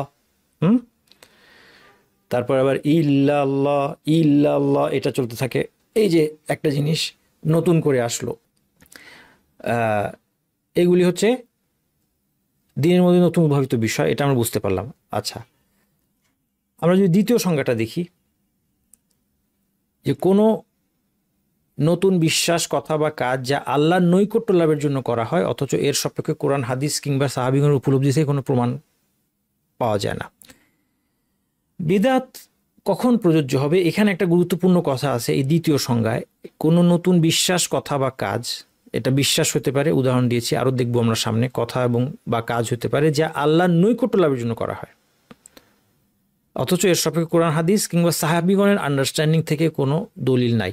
আচ্ছা, আল্লাহর নৈকট্য লাভের জন্য করা হয় কিনা এটা দিয়ে আপনি বিদআত আইডেন্টিফাই করতে পারবেন। যেমন আপনারা এই হাদিসটা দেখেন, ইবনে আব্বাস রাদিয়াল্লাহু আনহু বলছেন, ক্বালা বাইনান নবী সাল্লাল্লাহু আলাইহি ওয়াসাল্লাম ইয়াখতুবু, একদিন নবী সাল্লাল্লাহু আলাইহি ওয়াসাল্লাম খুতবা দিচ্ছেন, ইযা হুয়া বিরাজুলিন কাইমিন ফাসাআলা আনহু, দাঁড়িয়ে থাকা একটা লোককে দেখলেন তিনি অস্বাভাবিক, তার সম্পর্কে জিজ্ঞেস করলেন। ফাকালু আবু ইসরাইল, ওর নাম হচ্ছে, লোকজন বলল ওর নাম হচ্ছে আবু ইসরাইল, নাযারা আন ইয়াকুমা ওয়ালা ইয়াকউদ ওয়ালা ইস্তাযিল্লা ওয়ালা ইয়াতাকাল্লাম ওয়া ইয়াসুম, সে একটা মানত করেছে। কি মানত করেছে? যে সে দাঁড়িয়ে থাকবে, বসবে না, তারপরে সে কোনো ছায়ার নিচে থাকবে না, অর্থাৎ রোদের মধ্যে থেকে কষ্ট করবে, ওয়ালা ইয়াতাকাল্লাম এবং কারোর সাথে কথা বলবে না, ওয়া ইয়াসুমু এবং রোজা রাখবে, সাওম পালন করবে। ফাকাল নবী সাল্লাল্লাহু আলাইহি ওয়াসাল্লাম, নবী সাল্লাল্লাহু আলাইহি ওয়াসাল্লাম বললেন, মুরহু ফালিয়াতাকাল্লাম ওয়াল ইয়াস্তাযিল্লা ওয়াল ইয়াকউদ, তাকে আদেশ দাও সে যেন কথা বলে, সে যেন ছায়ার মধ্যে যায়, সে যেন বসে যায়, দাঁড়িয়ে থাকার দরকার নেই, ওয়াল ইউতিম্মা সাওমাহু, আর 4 নম্বর যেটা রোজা, এটা যেন সে রাখে। খেয়াল করেন এখানে এই 4টা কাজের মানত সে করেছে। কি কি 4টা কাজ? 1 নম্বর দাঁড়িয়ে থাকবে, 2 নম্বর রোদের মধ্যে থাকবে, 3 নম্বর কথা বলবে না, 4 নম্বর রোজা রাখবে, অর্থাৎ যে রোজাটা শরীয়তসম্মত রোজা। 4টা কাজের মধ্যে 4টা কাজই সে করেছে কেন? মানত মানুষ কেন করে? আল্লাহর সন্তুষ্টির জন্য। তাহলে এই 4টা কাজ সে করেছে আল্লাহর নৈকট্য লাভের আশায়, কিন্তু তার মধ্যে 3টা কোরআন হাদিস সাহাবীদের দলিল নাই 3টার মধ্যে, আর একটা সাওমের পক্ষে শরীয়তের দলিল আছে, বাকি 3টা কথা বন্ধ রাখা, এটা এক ধরনের সাওম। এই সাওমটা অতীতের জাতিগুলোর মধ্যে ছিল। মারিয়াম আলাইহিস সালামকে আল্লাহ সুবহানাহু ওয়া তাআলা এই সাওমের আদেশ দিয়েছিলেন। যখন মরিয়ম আলাইহিস সালামের গর্ভে অলৌকিকভাবে ঈসা আলাইহিস সালাম আসলেন এবং ঈসা আলাইহিস সালামের জন্ম হলো, তাকে নিয়ে মরিয়ম আলাইহিস সালাম কীভাবে তার জাতিকে ফেস করবে, আল্লাহ সুবহানাহু ওয়া তাআলা তাকে যেভাবে, একজন মহিষী নারী, তাকে আল্লাহ সুবহানাহু ওয়া তাআলা কঠিন একটা পরীক্ষার মধ্যে ফেলেছেন। কারণ আল্লাহ সুবহানাহু ওয়া তাআলার প্ল্যান হচ্ছে ঈসা আলাইহিস সালাম অলৌকিকভাবে তার গর্ভে জন্ম নেবে। এটা মারিয়াম আলাইহিস সালামের জন্য একদিকে যেমন মর্যাদা, একদিকে একটা কঠিন পরীক্ষা। এই পরীক্ষাটা যেমন কঠিন, আল্লাহর সাহায্যটাও খুব সাংঘাতিক। এটা মনে রাখতে হবে যদি ঈমান থাকে। আল্লাহ সুবহানাহু ওয়া তাআলার কাছে আমরা দোয়া করি যেন আমরা আমাদের ঈমান দুর্বলতার কারণে কোনো পরীক্ষায় পড়ে আমাদের ঈমান হারিয়ে না ফেলি, অধৈর্য হয়ে আমরা ঈমান না হারাই। আমরা যদি আমাদের পরীক্ষায় আমাদের পার্টটুকু করতে পারি, ঈমানের উপর অটল থাকতে পারি, ধৈর্য ধরতে পারি, তাহলে আল্লাহ সুবহানাহু ওয়া তাআলার কাছে পরীক্ষা অনুপাতে সাহায্য আসবে। মারিয়াম আলাইহিস সালামের পরীক্ষাটা কত কঠিন আপনি চিন্তা করেন, আপনি ভাবতে পারবেন না। আপনাকে যদি আমি বলি আপনি চিন্তা করেন, এটা ভাবতে পারবেন না। কেন? কারণ আপনাকে মারিয়াম আলাইহিস সালামের অবস্থায় যেতে হবে যিনি ছোটবেলা থেকে ইবাদতের উপর বড় হয়েছেন, ইবাদতের উপর বড় হয়েছেন। তার মা মানত করেছিলেন যে সে সময় মানত করা যেত যে আমার ছেলে হইলে আমি ছেলেটাকে মসজিদের বাইতুল মাকদিসের খেদমতে দিয়ে দিব, বাইতুল মাকদিসের খাদেম হবে, সে সমস্ত দুনিয়াবী কাছ থেকে মুক্ত হয়ে সে শুধু মসজিদের খেদমত করবে। এই ধরনের সিস্টেম তখন ছিল, এটাও আল্লাহর ধর্ম ওই সময় ছিল। এই মানত করেছিলেন মা এই মানত করেছিলেন, কিন্তু হয়েছে মেয়ে। মানত করেছিলেন ছেলে হবে, ছেলে খেদমত করবে, কিন্তু আল্লাহ দিয়েছেন কন্যা সন্তান। ফালাম্মা ওয়াদাআতহা ক্বালাত রাব্বি ইন্নী ওয়াদাতুহা উনসা ওয়াল্লাহু আ'লামু বিমা ওয়াদাত ওয়া লাইসা যাকারু কাল উনসা। তিনি বলছেন আল্লাহ আমার তো মেয়ে হলো, ওয়াল্লাহু আ'লামু বিমা ওয়াদাত, আল্লাহ ভালো জানেন তার কি হয়েছে, ওয়া লাইসা যাকারু কাল উনসা, ছেলে আর মেয়ে একরকম নয়। যাই হোক, কিন্তু সেই মহিষী নারী ছোটবেলা থেকে তিনি ইবাদতের মধ্যে বড় হলেন এবং তার বিভিন্ন রকমের অলৌকিকত্ব প্রকাশ পেতে শুরু করলো। অত্যন্ত ধার্মিক এক মহিলা, তার কাছে এমন অস্বাভাবিকভাবে তার অলৌকিকভাবে তার ইবাদতের ঘরের মধ্যে রিজিক পাওয়া যায়, খাদ্য পাওয়া যায়। তাফসীরের মধ্যে এসেছে যে শীতকালে গ্রীষ্মকালের ফল থাকতো, গ্রীষ্মকালে শীতকালের ফল থাকতো অলৌকিকভাবে মারিয়াম আলাইহিস সালামের ইবাদতের ঘরে। জাকারিয়া আলাইহিস সালাম আরেকজন আল্লাহর নবী, তিনি তার দেখাশোনা করতেন। তিনি জিজ্ঞেস করতেন আন্না লাকি হাদা ইয়া মারিয়াম আন্না লাকি হাদা, কিভাবে তুমি এগুলি পাও, এইসব ফল তুমি কোত্থেকে পাও? মারিয়াম আলাইহিস সালাম ক্বালাত হুয়া মিন ইনদিল্লাহ, এটা আল্লাহর কাছ থেকে আসে। ইন্নাল্লাহা ইয়ারযুকু মান ইয়াশাউ বিগাইরি হিসাব, আল্লাহ যাকে ইচ্ছা কোনো হিসাব ছাড়া রিজিক দিতে পারেন। এবং এতে অনুপ্রাণিত হয়ে তখন জাকারিয়া আলাইহিস সালাম আল্লাহর কাছে দোয়া করলেন যে আল্লাহ আমাকে একজন সন্তান দান করেন।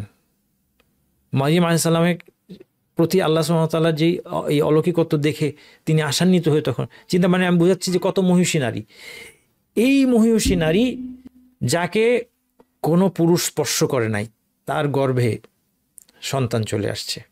আপনি একটু কল্পনা করেন কত বড় লাঞ্ছনা, কত বড় অপমানের বিষয়। অন্য একটা দুশ্চরিত্র নারী হলে এটা কোনো তার জন্য সমস্যা ছিল না, কিন্তু মারিয়াম আলাইহিস সালামের মতো একজন নারী,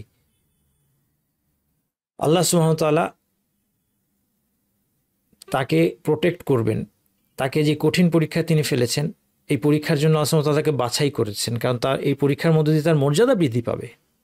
আল্লাহ কি তাকে সাহায্য না করেছেন? না, সেই সাহায্যটাও কীরকম দেখেন। আল্লাহ সুবহানাহু ওয়া তাআলা বলেন ফাইম্মা তারাইন্না মিনাল বাশারি আহাদান ফাকুলি ইন্নী নাযারতু লির-রাহমানি সাওমান ফালান উকাল্লিমাল ইয়াওমা ইনসিয়া। তিনি যখন ঈসা আলাইহিস সালাম, শিশু ঈসা আলাইহিস সালামকে কোলে নিয়ে তার জাতির কাছে যাবেন, তখন আল্লাহ সুবহানাহু ওয়া তাআলা কী বললেন? কোনো মানুষকে দেখলে ইশারায় তুমি তাকে বলবে যে আমি রহমানের জন্য রোজা রেখেছি, ফালান উকাল্লিমাল ইয়াওমা ইনসিয়া, আমি কারোর সাথে কথা বলবো না। এটা হচ্ছে কথার রোজা।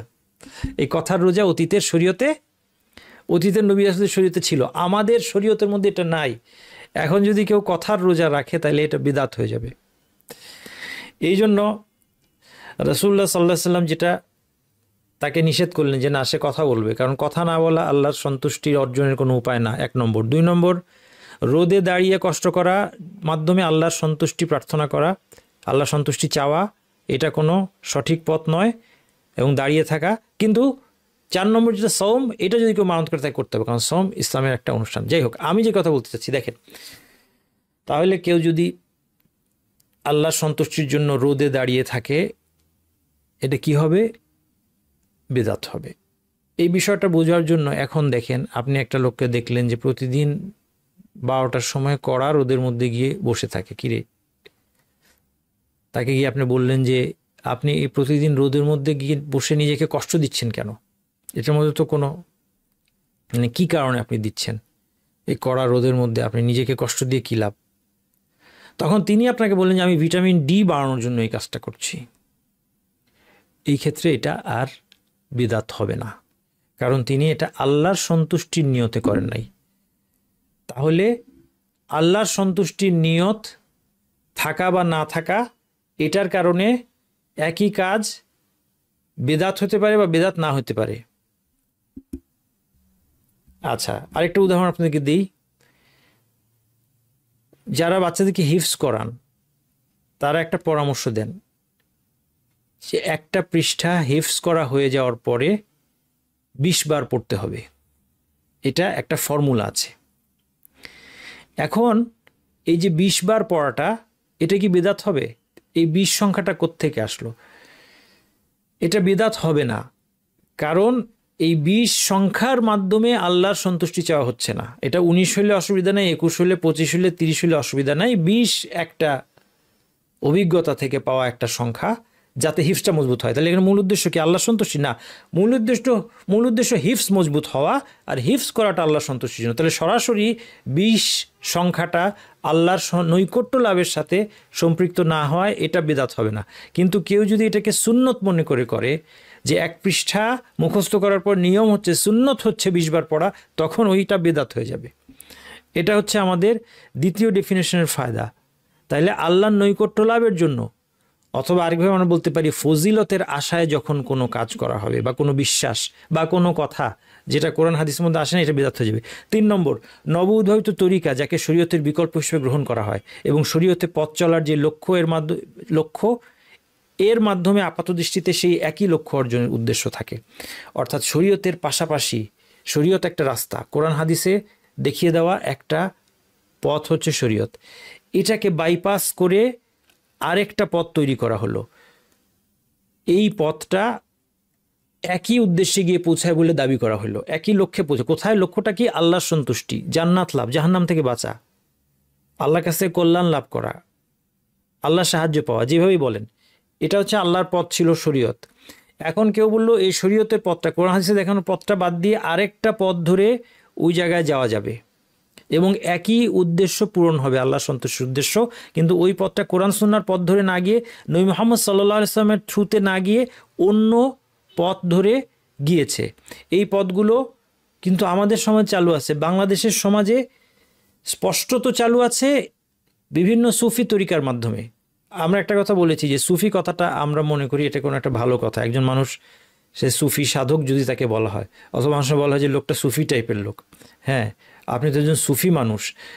সুফি কোনো ভালো জিনিস না, তাসাউফ এক ধরনের বিদআত, এটা খুব খারাপ ধরনের বিদআত তাসাউফ, এবং ইসলামের সাথে এটার কোনো সম্পর্ক নাই। তাসাউফের মধ্যে দাবি করা হয় যে আত্মশুদ্ধি হবে, অ্যাজ ইফ কোরআন হাদিসের মধ্যে আত্মশুদ্ধি নেই, অথচ কোরআন হাদিস এসেছে আত্মশুদ্ধির জন্য। তাহলে তাসাউফ কেন? কোরআন হাদিস আত্মশুদ্ধির জন্য এসেছে, প্রমাণ কি? আল্লাহ তাআলা স্বয়ং আল কোরআনের মধ্যে বলছেন, হুয়াল্লাযী বাআসা ফিল উম্মিয়িনা রাসূলাম মিনহুম, তিনি নিরক্ষরদের মধ্যে তাদের মধ্য থেকে একজন রাসূলকে পাঠিয়েছেন, ইয়াতলু আলাইহিম আয়াতিহি, তিনি তাদের কাছে তার আয়াতগুলো তেলাওয়াত করে শোনান, ওয়ায়ুযাক্কিহিম, এবং তাদেরকে পরিচ্ছন্ন করেন, ওয়ায়ুআল্লিমুহুমুল কিতাব ওয়াল হিকমা, তাদেরকে কী করেন? পরিচ্ছন্ন করেন এবং কিতাব এবং হিকমা অর্থাৎ কোরআন এবং সুন্নাহ শিক্ষা দেন। তার মানে বোঝা গেল কোরআন সুন্নাহ শিক্ষা দেওয়ার মাধ্যমে তিনি তাদেরকে পরিচ্ছন্ন করেন, পবিত্র করেন। আত্মশুদ্ধি কোরআন হাদিসের মূল লক্ষ্য। এখন তারা বলছে না, শরীয়তের মধ্য দিয়ে আত্মশুদ্ধি হচ্ছে না, আমাদের অন্য পথে আত্মশুদ্ধিতে যাওয়া লাগবে। এটা হচ্ছে তাদের বাহ্যিক দাবি। এরপর এই আত্মশুদ্ধির জন্য তারা বিভিন্ন ধরনের আকিদা বিশ্বাস, বিভিন্ন ধরনের আমল আবিষ্কার করেছেন, বিভিন্ন ধরনের জিকির আবিষ্কার করেছেন যে এই জিকিরটা এতবার করতে হবে। তারপরে তারা বিভিন্ন পীরদের অনুসরণ করেন, তারা বলেন যে অমুকের খলিফা, তার হাতে আমরা বায়াত হব। হ্যাঁ, একজন বুজুর্গ ব্যক্তি, উনি একজন বুজুর্গ ব্যক্তি, উনি একজন আল্লাহর ওলি। এই কথাগুলি বলার কারণ কি আপনারা কি ধরতে পারছেন? বলা হচ্ছে যে উনি একজন বুজুর্গ ব্যক্তি, আচ্ছা বাংলাদেশে ওনার খলিফা হচ্ছেন উনি, আমরা ওনার অনুসারী হব। এই সব কথার একটাই উদ্দেশ্য, কারণ প্রশ্ন আসবে যখনই শরীয়তের বাইরে গিয়ে আরেকটা পথ চলতে বলা হবে, তখনই প্রশ্ন আসবে কেন আমরা এই পথ চলবো, এটার এভিডেন্স কি, এই পথের অথরিটি কি? অথরিটি তো শুধু আল্লাহ এবং আল্লাহর রাসূলের। আল্লাহ এবং আল্লাহর রাসূল ছাড়া শরীয়ত দেওয়ার কোনো নিয়ম কানুন, এটা করতে হবে, এটা বর্জন করতে হবে, এটা বলার অধিকার তো কারো নাই। তাহলে যেহেতু কোরআন এবং সুন্নাহকে বাদ দিয়ে অন্য একজনকে অথরিটি হিসেবে দাঁড় করাতে হবে। এই জন্য বলা হয় যে তিনি একজন বুজুর্গ। বুজুর্গের হাতে তুমি নিজেকে সঁপে দাও, তিনি তোমার মুর্শিদ, তুমি তার মুরিদ, তার হাত ধরে তুমি জান্নাতের পথে চলবে। তুমি তাকে এত প্রশ্ন করতে পারবে না। তোমার অবস্থা হচ্ছে তার হাতে যেভাবে গোসল দানকারীর কাছে মাইয়েতের অবস্থা। মাইয়েতকে যে গোসল দেয় সে তাকে ইচ্ছা মতো ওলট পালট করে, মাইয়েতের আর তখন কোনো চয়েস থাকে না। তুমি তার হাতে একজন মাইয়েতের মতো। সুতরাং তিনি তোমাকে যেই তরিকা শেখাচ্ছেন, তিনি তোমাকে যেই জিকিরগুলো করতে বলছেন, তিনি তোমাকে যেই পথে ইবাদত করতে বলছেন, তুমি সেই পথে করো। এই পথটা শরীয়তের পাশাপাশি এই পথটাকে তুমি যদি গ্রহণ করো শরীয়তের পরিবর্তে, তাহলে এই পথ ধরে তুমি আরও শর্টকাট তুমি তোমার লক্ষ্যে পৌঁছে যেতে পারবে। এবং সাধারণত মানুষ এগুলিতে উৎসাহিত হয় এই জন্য, সাধারণত যে ওখানে কিছু সুবিধা থাকে। ওই পথে যাওয়ার ফলে তাকে হয়তো নিয়মিত 5 ওয়াক্ত সালাত আদায় করতে হয় না, কারণ তার একটা শর্টকাট রাস্তা আছে। এই শর্টকাট রাস্তা ধরে কারো মাধ্যমে কাউকে পীর হিসেবে মানার কারণে, সেই পীরকে আবার বিভিন্ন নামে আখ্যায়িত করা হয়, পীরে কামেল, হ্যাঁ, ইত্যাদি,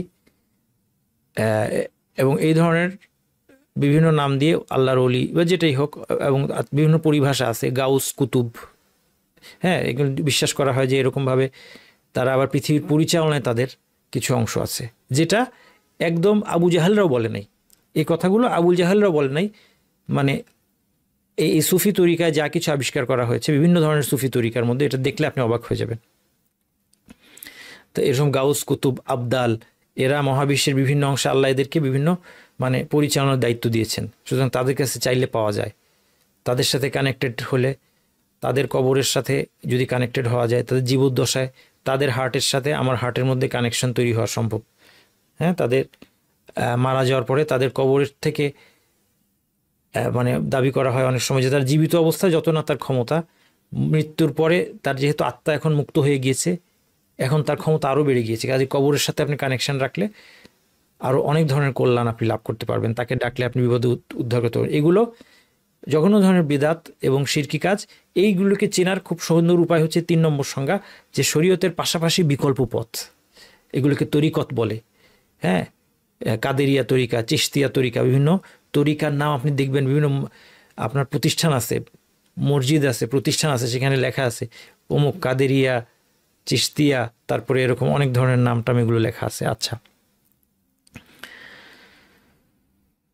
এবং 4 নম্বর হচ্ছে নবী সাল্লাল্লাহু আলাইহি ওয়াসাল্লাম সাহাবীদের যুগে করার কারণ উপস্থিত ও করা সম্ভব কিন্তু করা হয়নি। বেদাত কীভাবে চিনবেন? প্রশ্ন করবেন এই কাজটা করার কারণ নবী সাল্লাল্লাহু আলাইহি ওয়াসাল্লাম সাহাবীদের যুগে ছিল কিনা। যদি উত্তর হয় যে হ্যাঁ, কিন্তু করা হয়েছে কিনা, না করা হয়নি। করা কি সম্ভব ছিল? হ্যাঁ সম্ভব ছিল, তাও করা হয়নি, তার মানে এটা বেদাত। যেমন আমরা যদি আমাদের সেই প্রথম উদাহরণে আবার ফিরে যাই, যেহেতু এটা সমাজে খুব বহুল প্রচলিত বেদাত, এটার সাথে বিশাল মুসলিম জনগোষ্ঠী বাংলাদেশে জড়িত আছে। কি? 5 ওয়াক্ত সালাতের পরে সবাই মিলে একসাথে হাত তুলে দোয়া করা। কেন এই দোয়াটা করা হয়? অবশ্যই আল্লাহর রহমত পাওয়ার জন্য। আল্লাহর রহমত পাওয়া কি সাহাবীদের দরকার ছিল? ছিল। নবী মুহাম্মদ সাল্লাল্লাহু আলাইহি ওয়াসাল্লাম সাহাবীরা, তাদের কি রহমতের দরকার ছিল না? ছিল, অবশ্যই। তাহলে এই কারণটা উপস্থিত। তাদের পক্ষে কি এটা করা সম্ভব ছিল? অবশ্যই সম্ভব ছিল। যারা কি করেছেন? না, তারা করেন নাই। তার মানে এখন এটা করলে বিদাত হবে। আচ্ছা, এই জিনিসটা, এই সংজ্ঞাটা আরেকটা কারণে ইম্পর্টেন্ট, যে একটা জিনিসের দাবি করা হয় সেটা হচ্ছে বিদাতে হাসানা। যখন আপনি কাউকে জিজ্ঞেস করবেন যে ভাই মিলাদ করছেন কেন, রাসূল সাল্লাল্লাহু আলাইহি ওয়াসাল্লাম সাহাবীরা মিলাদ করেন নাই, কোনো হাদিসের মধ্যে নাই। 5 ওয়াক্ত সালাতের পরে সম্মিলিত মোনাজাত কেন করেন, এই জিকির এতবার করে, এটা কোথায় পেয়েছেন? কোন হাদিসের মধ্যে কোথাও নাই। এগুলো কেন করেন? তখন একদল আছে যে এটাকে ডিফেন্ড করার জন্য বলবে যে এটা হচ্ছে বিদাতে হাসানা। বিদাত 2 প্রকার, একটা হচ্ছে বিদাতে সাইয়্যা, একটা হচ্ছে বিদাতে হাসানা। বিদাতে হাসানার দলিল হিসেবে তারা একটা কথা বলে, সেটা হচ্ছে যে দেখেন বিদাত মানে কি। আপনি বললেন যে বিদাত মানে হচ্ছে নতুন উদ্ভাবন, নতুন কিছু। তখন তারা যুক্তি হিসেবে বলে যে নতুন কিছু হলেই এটা বেদাত কেন হবে? তাহলে কি আপনি বলতে চান যে গাড়ি চড়া বেদাত? রাসূল সাল্লাল্লাহু আলাইহি ওয়াসাল্লাম যুগে গাড়ি ছিল না, এরোপ্লেন চললে এটা বিদাত হবে? স্মার্টফোন ব্যবহার করলে, আপনি এখন মাইক্রোফোন ব্যবহার করে কথা বলছেন, এই সব কিছু কি বিদাত হবে? আপনি ইলেকট্রিসিটি ব্যবহার করছেন। এই কথাটার জবাব এই ফর্মুলার মধ্যে আছে। খেয়াল করে দেখেন, বিদাত কখন হবে? যেটা করার দরকার ছিল এবং করা সম্ভব ছিল। এই কোনো কিছুই বিদাত হবে না এই জন্য, এখানে বিদাতের প্রশ্ন আসবে না এই জন্য যে এটা করা রাসূল সাল্লাল্লাহু আলাইহি ওয়াসাল্লামের যুগে সম্ভবই ছিল না, সে সময় গাড়ি আবিষ্কার হয় নাই। যদি রাসূল সাল্লাল্লাহু আলাইহি ওয়াসাল্লাম এমন যুগে আসতেন যখন মানুষ উট চড়ে না, ঘোড়া চড়ে না, গাড়ি চড়ে, তাহলে তিনি গাড়ি চড়তেন। যদি এমন যুগে আসতেন যে যখন মানুষ আর চিঠি পাঠায় না, মোবাইলে মেসেজ পাঠায়, তখন তাহলে তিনি এবং তার সাহাবীরাও মেসেজ পাঠাতেন। কিন্তু যেহেতু সেই যুগে এটা ছিল না, সেই জন্য তিনি এটা করেন নাই, তাহলে এটা করা সম্ভবই ছিল না। কাজেই এটা বিদাতের আলোচনার মধ্যে আসছে না। এই জন্য আমরা হাদিসের ভাষায় যদি দেখি, হাদিসে কি বলা হয়েছে? হাদিসে বলা হয়েছে কুল্লু বিদাতিন দলালা। এই কথাটা খেয়াল করেন। এই হাদিসটা দেখেন, রাসূল সাল্লাল্লাহু আলাইহি ওয়াসাল্লাম বলছেন উসিকুম বিতাকওয়াল্লাহি ওয়া সামিউ ওয়া তাআ, আমি তোমাদেরকে আল্লাহকে ভয় করার আদেশ দিচ্ছি এবং আনুগত্যের আদেশ দিচ্ছি। অর্থাৎ যারা কর্তৃত্বে আছে, শাসক ইত্যাদি, তাদের আনুগত্য করতে হবে। ওয়া ইন আবদান হাবাশিয়ান, যদিও সে একজন আবিসিনিয়ার একজন দাস, একজন হাবাসি দাসও যদি তোমাদের নেতা হয়ে যায়, তাহলে তার আনুগত্য করবে। ফাইন্নাহু মান ইয়াইশ মিনকুম বাদি ফাসায়ারা ইখতিলাফান কাসীরা, আমার পরে তোমাদের যারা বেঁচে থাকবে তারা অনেক ধরনের ইখতিলাফ দেখবে। ফাআলাইকুম বিসুন্নতি, ইখতিলাফের সময় তোমরা কি করবে? আমার সুন্নাতকে আঁকড়ে ধরবে।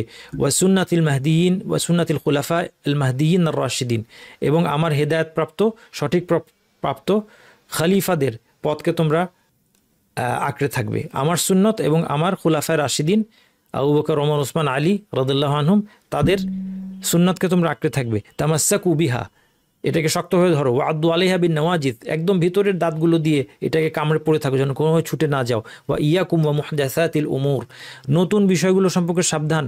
ফা ইন্না কুল্লা মুহদাসাতিন বিদআ, প্রত্যেকটা নতুন উদ্ভাবিত বিষয় হচ্ছে বিদাত, প্রত্যেকটা নব উদ্ভাবিত বিষয় বিদাত। ওয়া কুল্লু বিদাতিন দলালা, প্রত্যেকটা বিদাতি দলালা। তাইলে রাসূল সাল্লাল্লাহু আলাইহি ওয়াসাল্লাম বলছেন যে সব বিদাতই খারাপ, সব বিদাতই পথভ্রষ্টতা, কিন্তু একদল বলছে যে কোনো কোনো বিদাত উত্তম। উত্তম বলতে গিয়ে তারা উদাহরণ দিচ্ছে কিসের? এই যে গাড়ি ঘোড়া, স্মার্টফোন, ইলেকট্রিসিটি, যেগুলি পরে আবিষ্কৃত হয়েছে, জাগতিক বিষয় যার সাথে দিনের সম্পর্ক নাই।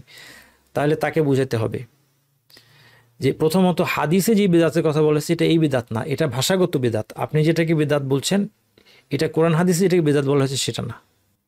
হাদিসে যেখানে সব বিদাতকে পথভ্রষ্টতা বলা হচ্ছে, সেটা হচ্ছে যেই কাজগুলো আল্লাহর নৈকট্য লাভের জন্য দ্বীনের অংশ হিসেবে করা হয়, সেগুলো যেগুলো নবী মুহাম্মদ সাল্লাল্লাহু আলাইহি ওয়াসাল্লাম যুগে করা সম্ভব ছিল, তারপরও এটা নবী সাল্লাল্লাহু আলাইহি ওয়াসাল্লাম সাহাবীরা করেননি, সেইটা এই হাদিসের বেদাতের মধ্যে পড়বে। এটাই শরীয়তের পরিভাষায় বেদাত, যেই বেদাতের সবটাই খারাপ।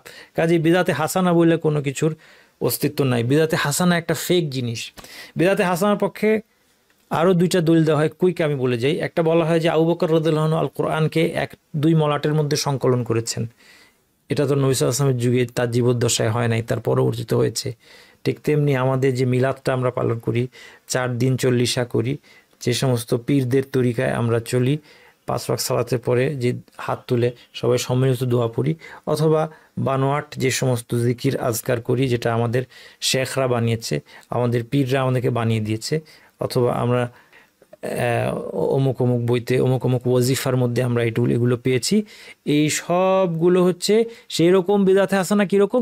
যেরকম আবু বকর রাদিয়াল্লাহু আনহুর যুগে তিনি কোরআনকে সংকলন করলেন। সংকলন মানে কি? এর আগে ছড়িয়ে ছিটিয়ে ছিল, 2 মলাটের মধ্যে এক জায়গায় নিয়ে আসলেন।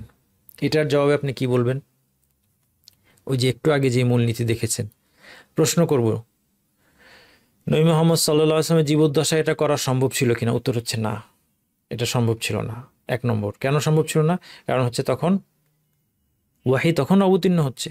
এটা তো সেই ছাপাখানার যুগ না, এই কম্পিউটারের যুগ না যে আচ্ছা বসে একটু এডিট করে ফেললাম, ও নতুন ওয়াহি আসছে, ইয়া রাসূলুল্লাহ এই আয়াতটা কোন সূরায় বসবে একটু বলেন, আমি আমার ওয়ার্ড ফাইলের মধ্যে এটা বসায় দিচ্ছি, ঢুকিয়ে দিচ্ছি। সেই যুগ তো না, অনেক কষ্ট করে তখন লিখতে হতো।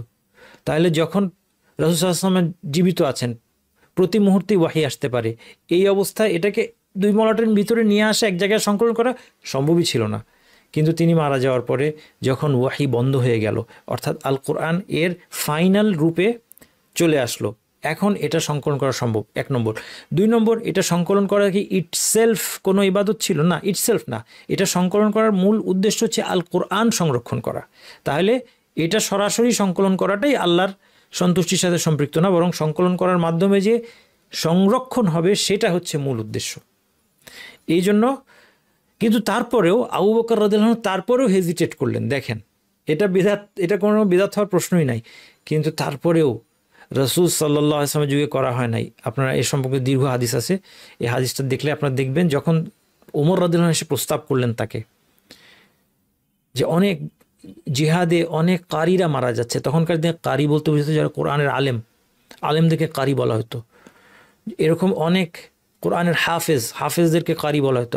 হাফেজরা, আলেমরা, তারা বিভিন্ন যুদ্ধে মারা যাচ্ছে, তাদের অন্তরে কোরআন সংরক্ষিত। বাল হুয়া আয়াতুম বাইয়িনাতুম ফি সুদুরিল্লাযিনা উতুল ইলম। আপনি এটাকে এক জায়গায় নিয়ে আসেন, নয়তো আল কোরআনের এক্সপার্টরা মারা গেলে এই জ্ঞানটা হারিয়ে যেতে পারে।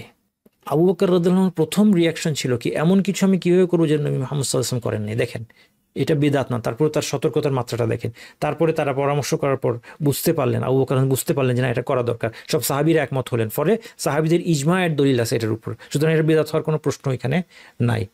3 নম্বর যে দলিলটা দেওয়া হয়, ওমর রাদিয়াল্লাহু আনহু যখন দেখলেন যে মানুষ বিচ্ছিন্নভাবে তারাবির সালাত আদায় করছে, তখন তিনি কি করলেন, সবাইকে এক ইমামের পিছনে একসাথ করে দিলেন। বিচ্ছিন্নভাবে এখানে 2 জন পড়ছে, এখানে 3 জন পড়ছেন না, উবাই ইবনে কাব রাদিয়াল্লাহু আনহু তাকে ইমাম নিয়োগ করে দিলেন, বলে সবাই তার পিছনে নামাজ পড়ো। তারপরে যখন সবাই তার পিছনে নামাজ পড়ছে, একদিন দেখে ওমর রাদিয়াল্লাহু আনহু বললেন, নি'মাল বিদআতু হাদিহি, এটা কত সুন্দর একটা বিদআত, এটা হচ্ছে বিদআতে হাসানার একটা বড় দলিল।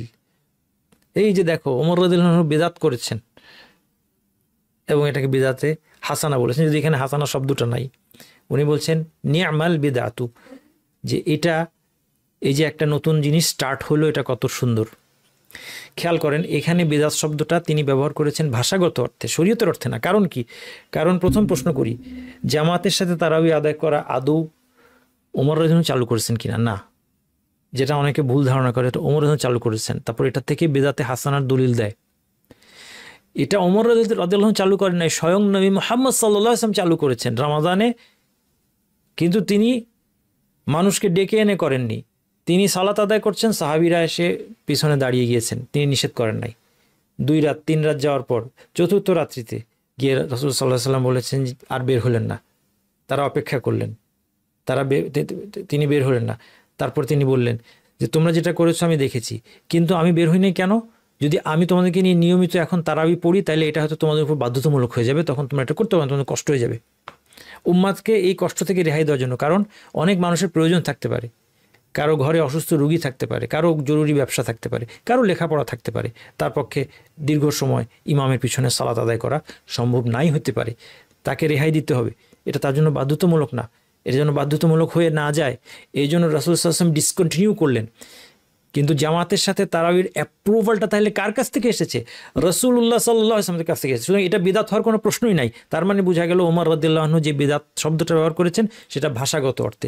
এই জন্য মনে রাখবেন, সামারি হচ্ছে বিদআত হাসানার ধোকায় পড়বেন না এবং মানুষকে বিদআতে হাসানা লাইনে কথা বলার কোনো সুযোগ দিবেন না। বিদআত পুরোটাই খারাপ, যেভাবে হাদিসের মধ্যে এসেছে কুল্লু বিদআতিন দালালা, এর মধ্যে হাসানা বলে কিছু নাই। আর যে উদাহরণগুলো দেওয়া হয় এগুলো বেদাত হচ্ছে ভাষাগত অর্থে অথবা জাগতিক জিনিস নিয়ে আমাদের কোনো কথা নাই। জাগতিক জিনিসের ক্ষেত্রে খেয়াল করেন, একটা সুন্দর মূলনীতি, জাগতিক বিষয়ের ক্ষেত্রে মূল হচ্ছে হালাল হওয়া। কেউ যদি বলতে চায় এটা হারাম, এটার জন্য দলিল লাগবে। যে কোনো একটা খাবার জাগতিক জিনিস, এটা যে কোনো একটা পোশাক জাগতিক জিনিস, যে কোনো একটা ডিভাইস জাগতিক জিনিস, মূল হচ্ছে এটা ব্যবহার করা হালাল। কেউ যদি দাবি করে এটা হারাম, তাকে কোরআন হাদিস থেকে দলিল আনতে হবে। ইবাদতের ক্ষেত্রে মূলনীতিটা উল্টা, ইবাদতের মূল হচ্ছে এটা হারাম। যে কোনো ইবাদত হারাম যদি না কোরআন হাদিস থেকে প্রমাণ করা যায় যে এটা জায়েজ। এই মূলনীতি যদি খেয়াল রাখি আমরা, তাহলে আমরা সতর্ক হয়ে যাব। এখন মানুষ কি করে? মানুষ উল্টাটা করে। আচ্ছা, এই আমলটা কি করা যায়, এই আমলটা কি সহি কিনা, ওই আমলটা সহি কিনা, সব আমল বাতিল। কেউ যখন একটা আমলের কথা বলবে তাকে বলতে হবে যে আপনার এই আমলের দলিল আমার কাছে নিয়ে আসেন। অনেকে আমাকে অনেক কিছু প্রশ্ন করে যে এই আমলটা একজন বলল, এটাই করা যাবে, এটা আমাকে জিজ্ঞেস করবেন কেন? তাকে প্রথমে জিজ্ঞেস করবেন যে আপনি যে আমলটা বলেছেন কোনো কোরআন হাদিসের রেফারেন্স ছাড়া, আপনি আগে কোরআন হাদিসের রেফারেন্স দেন। এটা কোথায় আছে? এটা কি কোরআনে আছে? এটা কি হাদিসে আছে? যদি এটা হাদিস থাকে, হাদিসটাকে সহি, হাদিসটাকে কে সহি বললো, রেফারেন্স দিয়ে কথা বলেন, তাকে আপনি জিজ্ঞেস করবেন। এবং 100% নিশ্চিত না হওয়া পর্যন্ত ওই আমল আপনি করবেনই না, কারণ ইবাদত এবং আমলের মধ্যে মূল হচ্ছে এটা হারাম। বেদাতের প্রকারভেদ। বিদাত হতে পারে বিশ্বাসের মধ্যে,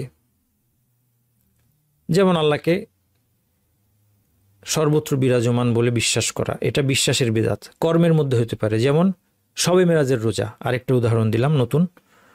শবে মেরাজ উপলক্ষে রোজা রাখা, শবে মেরাজের ডেটই শিওর না, আর যদি ডেট ধরেও নেওয়া হয় 27শে রজব, সেই দিনে রোজা রাখা কোনো দলিল নাই, তাহলে এটা কর্মের মধ্যে বিদাত। পরিত্যাগের মাধ্যমে বিদাত হতে পারে, যেমন কেউ যদি মনে করে যে আল্লাহ সন্তুষ্টির জন্য আমি বিয়ে শাদী পরিত্যাগ করব, বিদাত হয়ে যাবে।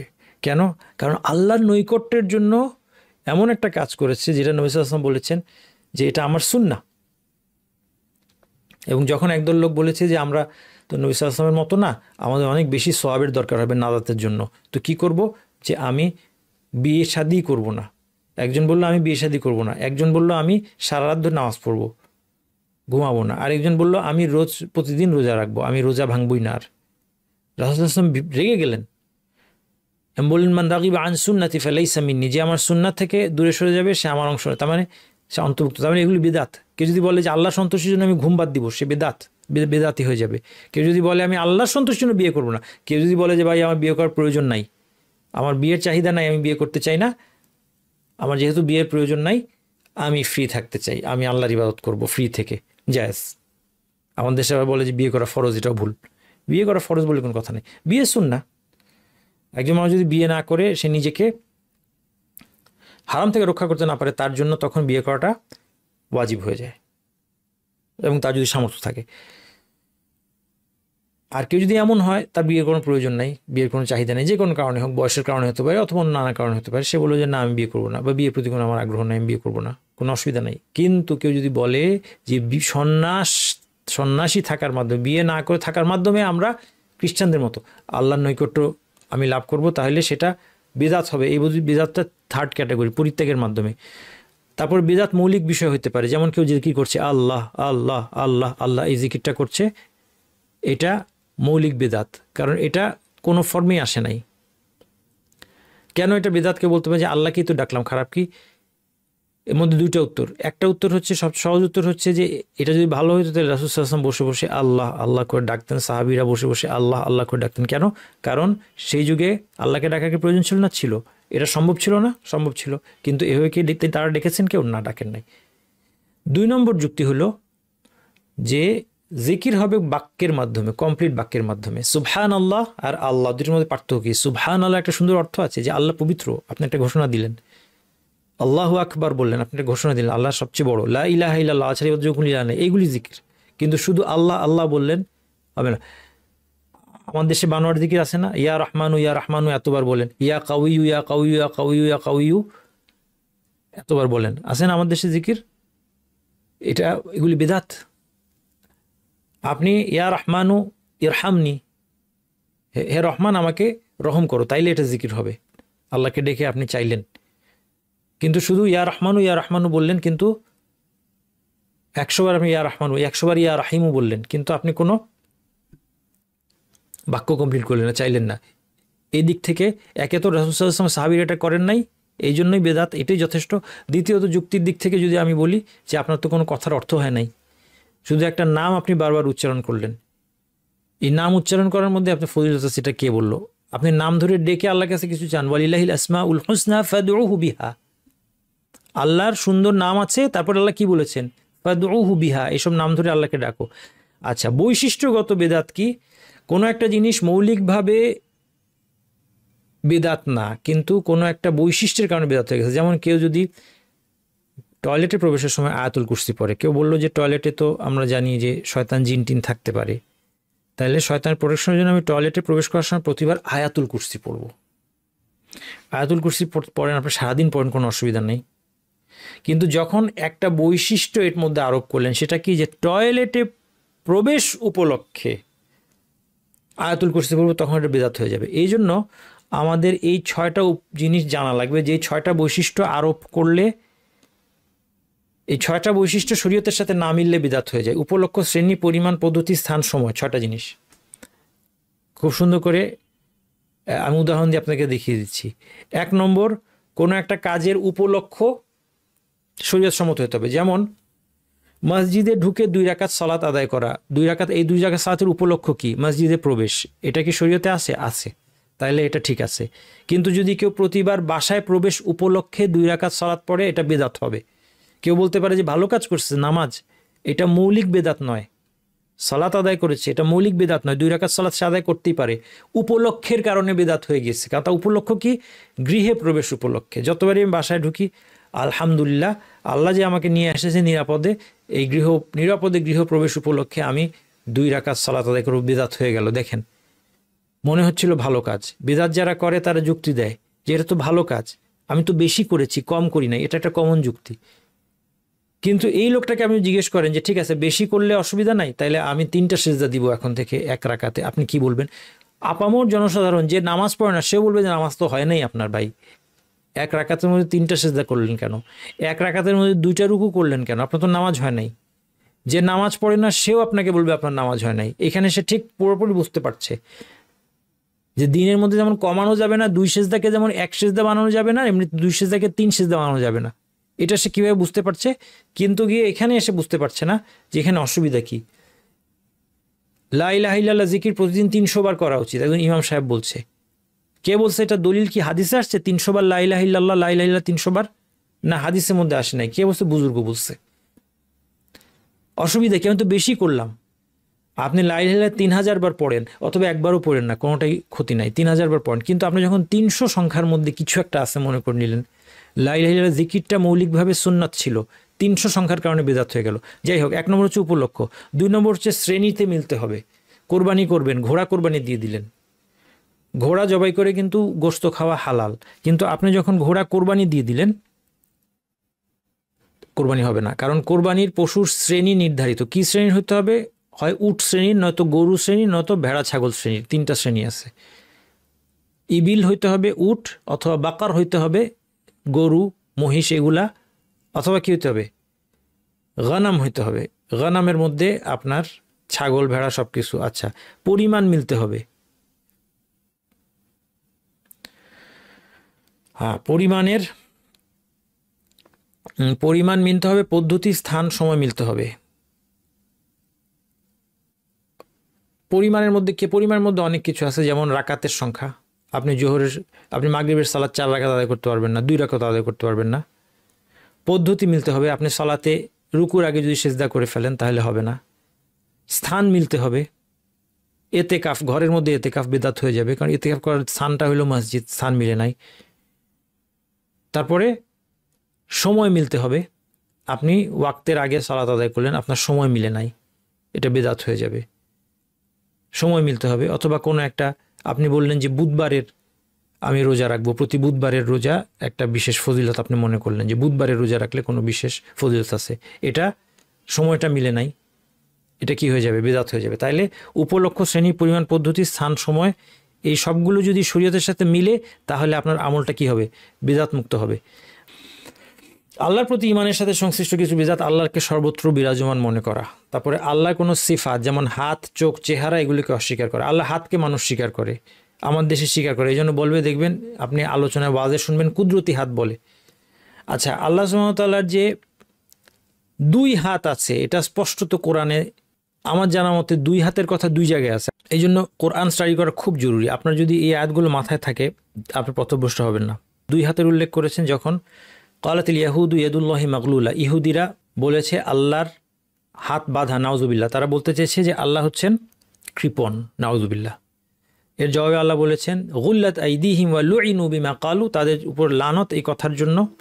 বাল ইয়াদাহু মাবসুতাতানি, তার 2 হাত প্রশস্ত। আল্লাহ তাআলার 2 হাত প্রশস্ত।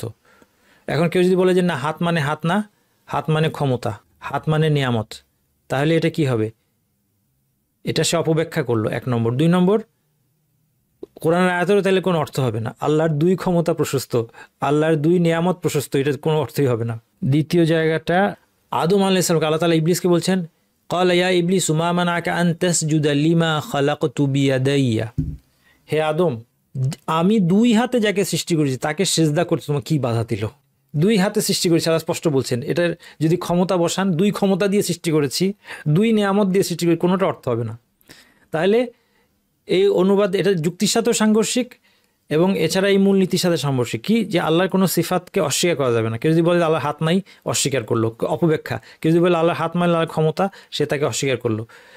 সৃষ্টির সাথে তুলনা করা যাবে না। কেউ যদি বলে আল্লাহর হাত মানুষের হাতের মতো, এটা জায়েজ নাই। কেউ যদি এটা কিভাবে বা কেমন প্রশ্ন করা যাবে না, যে আল্লাহর হাতটা কেমন, আল্লাহ আরশের উপর ওঠে, কিভাবে ওঠে, এই প্রশ্ন করা যাবে না। হ্যাঁ, অনেকে বলে যে আল্লাহ আরশের উপর, আবার শেষ তৃতীয়াংশে আল্লাহ কোথায় নেমে আসেন? দুনিয়ার আসমানে নেমে আসেন। আল্লাহ দুনিয়ার আসমানে নেমে আসেন, তাহলে শেষ তৃতীয়াংশ তো পৃথিবীর বিভিন্ন জায়গায় বিভিন্ন রকম হয়, তাহলে তো সারাক্ষণ আল্লাহকে দুনিয়া আসমানে থাকতে হবে? নাউজুবিল্লাহ, এইসব প্রশ্ন করা যাবে না, কারণ এগুলি হচ্ছে কীভাবে সাথে সংশ্লিষ্ট। আপনি জানেন না আল্লাহ কীভাবে নেমে আসেন।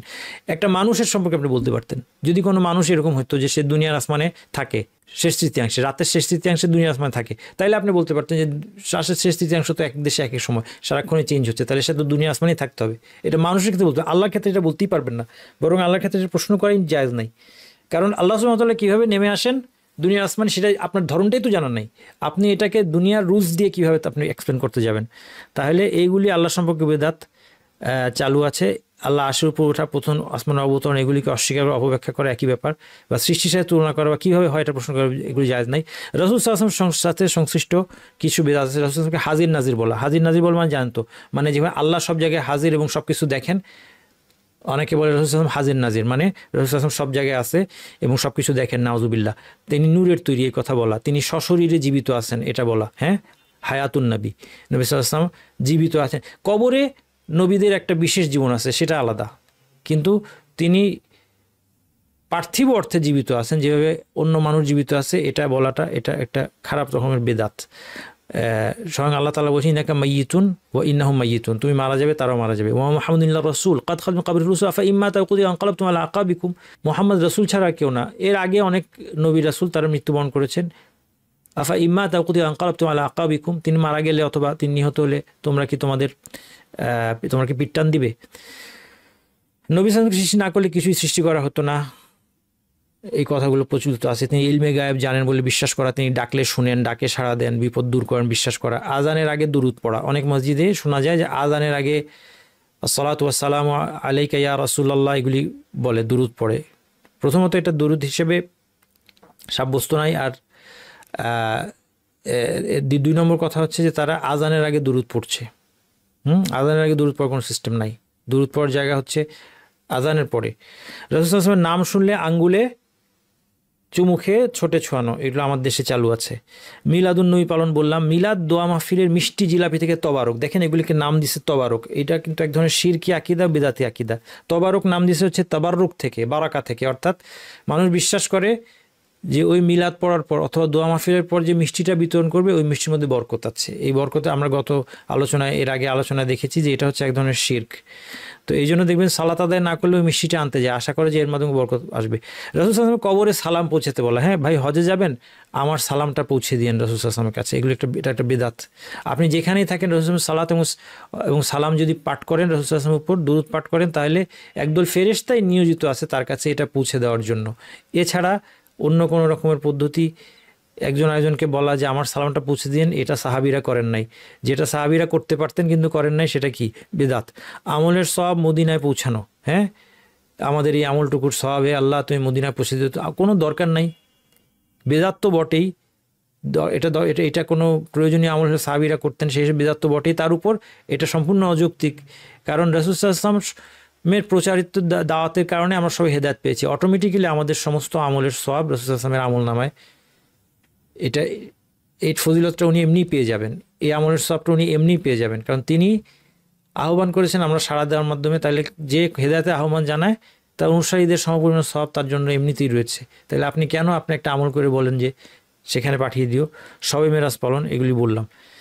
আকিদার অন্যান্য কিছু বেদাত, আমলকে ইমানের বহির্ভূত বলে বিশ্বাস করা। যারা বলে যে ইমান একটা সিঙ্গেল জিনিস, বাড়ে না কমে না, একরকমই থাকে, যত খারাপ কাজ করো ইমান কমবে না, গুনাহ হবে, কি হতে পারে, কেউ কেউ বলে যে গুনাহ হবে কিন্তু ইমান কমবে না। হ্যাঁ, ইমান বাড়ে না কমে না, ইমানের মধ্যে আমল ইমানের কোনো অংশ না, এই কথা বিশ্বাস করা, এটা বিশ্বাসের মধ্যে, আকিদার মধ্যে বেদাত। কবিরা গুনাহ সম্পাদনকারীকে কাফের মনে না করা, কাফের মনে করা, কবিরা গুনাহ সম্পাদনকারী কাফের মনে করা। হ্যাঁ, ইমানদার যখন কোনো কবিরা গুনাহ করে, হত্যা করে, জিনা ব্যভিচার করে, চুরি ডাকাতি করে, সে ইসলামের বাইরে চলে যায়। এই মতবাদটা, এটা মুতাজিলা খারেজি সম্প্রদায়ের মতবাদ। এই অথবা কুফর এবং ইমানের মাঝখানে থাকে এবং আখিরাতে সে চিরজাহান্নামী হবে, এটা একটা বেদাতি আকিদা।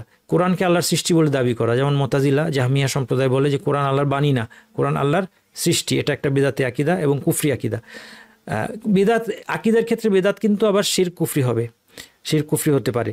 নবী রাসূলদের প্রতি আল্লাহর কোনো বৈশিষ্ট্য আরোপ করা, সাফায়াতকে অস্বীকার করা, রাসূল সাল্লাল্লাহু আলাইহি ওয়াসাল্লামের সাফায়াত হবে, বিভিন্ন ধরনের সাফায়াত আছে সেটাকে অস্বীকার করা, তাকদীর বা এর কোনো একটা মূলনীতি অস্বীকার করা। আমরা জানি তাকদীরের 4টা মূলনীতি, আল্লাহ সব কিছু জানেন, লিখে রেখেছেন, আল্লাহর ইচ্ছাই সব হয় এবং সব কিছু আল্লাহর সৃষ্টি। এর কোনো একটাকে যদি অস্বীকার, কেউ যদি বলে যে আল্লাহ আগে থেকে জানেন না, ঘটার আগে আল্লাহ জানতে পারেন না, এটা আকীদার ক্ষেত্রে বিদআত এবং কুফরি কথা। কেউ যদি বলে যে মানুষের আমলটা আল্লাহর সৃষ্টি না, আল্লাহর সৃষ্টির বাইরে, মানুষের আমল মানুষের নিজের সৃষ্টি, তাইলে এটা আকীদার ক্ষেত্রে বিদআত।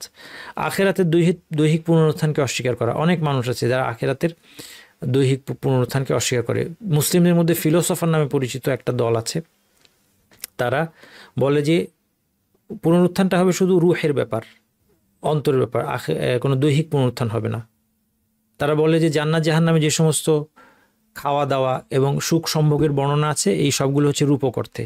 এটা হচ্ছে আখিরাতের ব্যাপারে বিশ্বাসের ক্ষেত্রে বেদাত। এই যে এখন যে স্লাইডটা আপনাদের সামনে আছে, বুজুর্গ পীর ওলিদের সাথে সংশ্লিষ্ট বিদাত, এটার প্রচলন অত্যন্ত ব্যাপক। সরাসরি যারা এদের সাথে এই বিদাতের সাথে যুক্ত না, তারাও বিভিন্ন ইসলামী বইপত্র পড়তে গিয়ে বা বিভিন্ন আলোচনা শুনতে গিয়ে আপনারা এর সম্মুখীন হবেন। অনেক ইসলামী বইপত্র মানুষ পড়ে থাকে, যদিও বা তারা কোনো নির্দিষ্ট তরিকা, সুফি তরিকা, পথভ্রষ্ট তরিকার অনুসারী নাও হয়, তারপরেও তারা সেখানে এই তরিকার অনুসারীদের লেখা বইপত্র তারা পড়ছে নিজেদের অজান্তেই।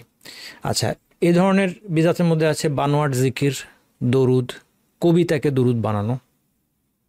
আমরা ছোটোবেলায় আমাদের সময় মিলাদ অনুষ্ঠানে, মিলাদের মাঝখানে পড়া হতো বালাগাল উলা বি কামালিহি ওয়া কাশাফাদ দুজা বি জামালিহি ইত্যাদি, এই কবিতাগুলো পড়া হতো এবং তখন সবাই দাঁড়িয়ে যেত। আমরা যারা ছোট থাকতাম আমাদের কাজ ছিল সেখানে যে তখন গোলাপ জল ছিটানো। আমার বয়সী যারা আছেন তারা হয়তো এটা মনে করতে পারবেন।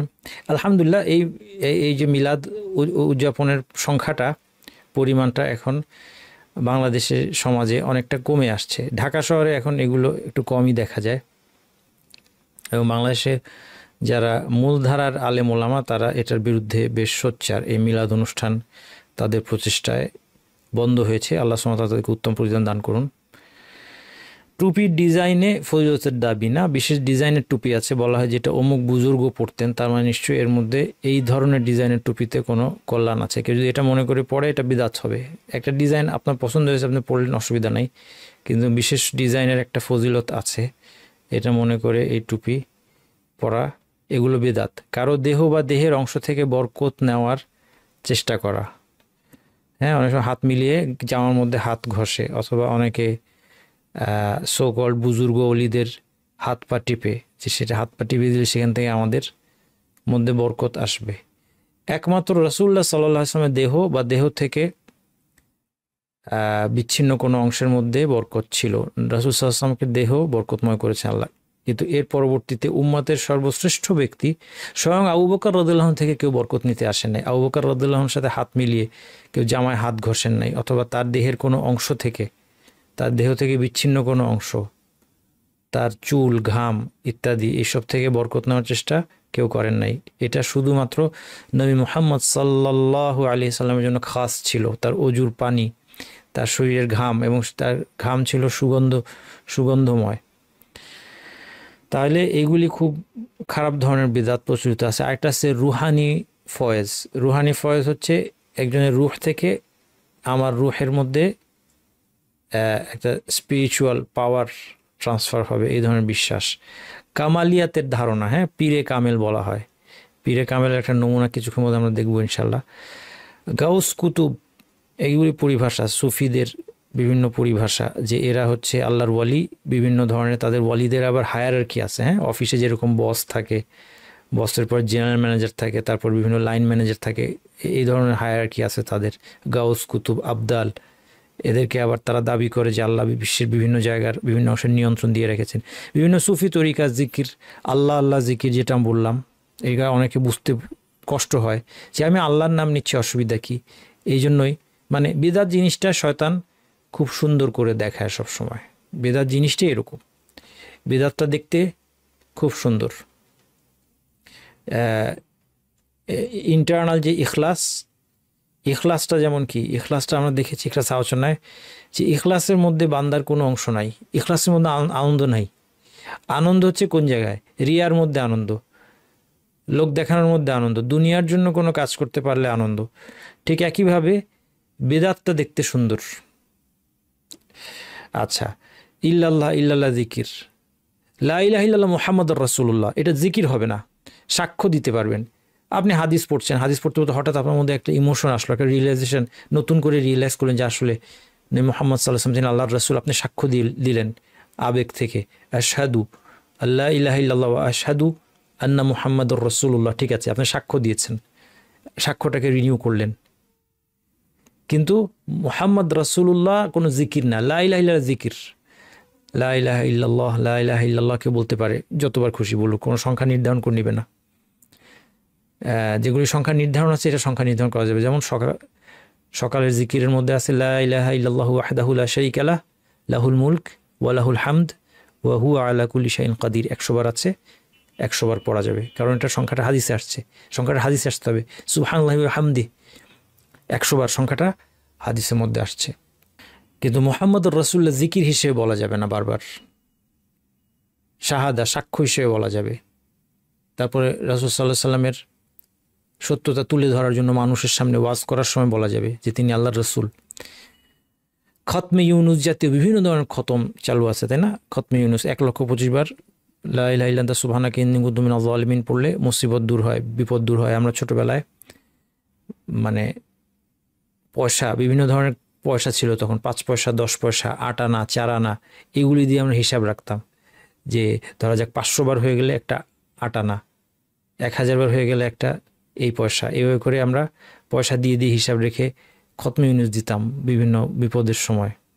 সপ্তাহে বা মাসের নির্দিষ্ট দিনে মসজিদে বা কোথাও একত্রিত হয়ে জিকির করা। প্রতি মাসের শেষ বৃহস্পতিবার জিকিরের হালকা হবে, সেখানে সবাই মিলে একসাথে সম্মিলিত জিকির করবে।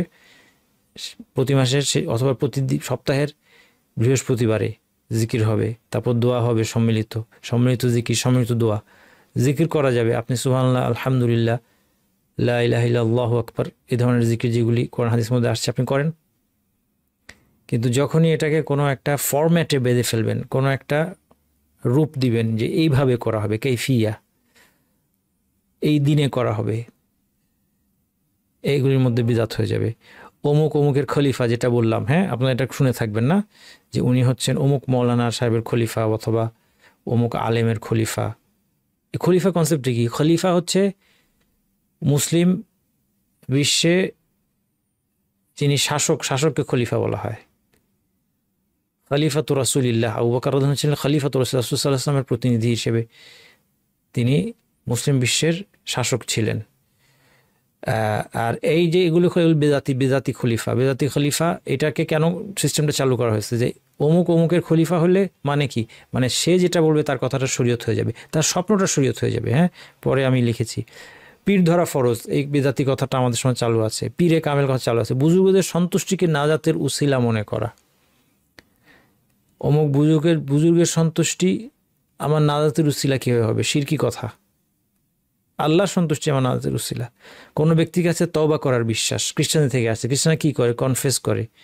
চার্চে গিয়ে একটা রুম থাকে, রুমের জানলা থাকে, একদিকে থাকে পাদ্রী, আরেকদিকে থাকে যে তওবা করতে এসেছে, সে বলতে থাকে আমি এই করছি সেই করছি, এবার পাদ্রীর হাতে তওবা করতে হয়। এটা আমাদের ইয়েতে চালু হয়ে গেছে, এটা মুসলিম বিশ্বে চালু হয়ে গেছে যে কোনো ব্যক্তির কাছে গিয়ে আমার তওবা করতে হবে, তিনি আমার তওবা গ্রহণযোগ্য করাবেন। স্বপ্নে প্রাপ্ত ইবাদত, বহু ইবাদত আজকারিও দাবি করা, কোথায় পেয়েছেন? এটা স্বপ্নে, এক বুজুর্গ স্বপ্নে দেখলেন তিনি এই আমল করছেন, অতএব এই আমলটা আমরা করব। স্বয়ং যদি আপনি মনে করেন নবী মুহাম্মদ সাল্লাল্লাহু আলাইহি ওয়াসাল্লাম কেউ দেখেছেন, যদি আপনি ভাবেন যে স্বপ্নে এসে আপনাকে এমন একটা আমল করতে বলছে, এটা কোরআন হাদিসে নেই, আপনার জন্য করা জায়েজ নাই। স্বপ্নের মাধ্যমে যদি ওয়াহি দিলেই চলতো, তাহলে এত কষ্ট করে রাসূল সাল্লাল্লাহু আলাইহি ওয়াসাল্লাম অক্লান্ত পরিশ্রম করে, না খেয়ে, যুদ্ধ বিগ্রহ সহ্য করে রাসূল সাল্লাল্লাহু আলাইহি ওয়াসাল্লাম ইসলামের বাণী প্রচারের জন্য এরকম কষ্ট করতেন না। এত সাহাবী শহীদ হওয়ার দরকার ছিল না, সহজ বুদ্ধি ছিল, স্বপ্নে সবাইকে পাইয়ে দিলেই হয়। মৃত্যু কেন্দ্রিক বেদাত, কবর পাকা করা, রং করা, কাপড় দিয়ে ঢাকা, কবর উপর শালু দিয়ে ঢাকা, মোমবাতি আগরবাতি জ্বালানো, আলোকসজ্জা। হ্যাঁ, কবরে এখন কবরস্থানে কবর দেওয়ার প্রয়োজনে লাইট জ্বালানো যাবে, কিন্তু আলোকসজ্জা ডেকোরেট করা যাবে না। কবরের উপর মসজিদ নির্মাণ, কবর কেন্দ্রিক তাওয়াফ, কবরে 4 দিন, তারপর 4 দিন 40 লাশ সামনে নিয়ে কোরআন তেলাওয়াত। আমাদের দেশে মারা গেলে কি হয়, আমার একবার খুব নিকটাত্মীয়জন মারা গেলেন, তো আমি সেখানে গেলাম, গিয়ে দেখি আমি পৌঁছাতে ওনার ছেলে, সে আবার নিজে নাস্তিক টাইপের, তো সেখানে খতম চালু করে দিয়েছে, সেখানে খতম শুরু হয়ে গেছে, আগরবাতি জ্বলতেছে, কয়েকজন বসে কোরআন খতম দিচ্ছে। বেদাতি কাজ, বেদাত চালু হয়ে গেছে। হ্যাঁ, কিন্তু যারা আবার চালু করছে তারা কিন্তু ধর্মেও বিশ্বাস হতে করে না, কিন্তু বেদাত চালু করার ব্যাপারে খুব অগ্রসর।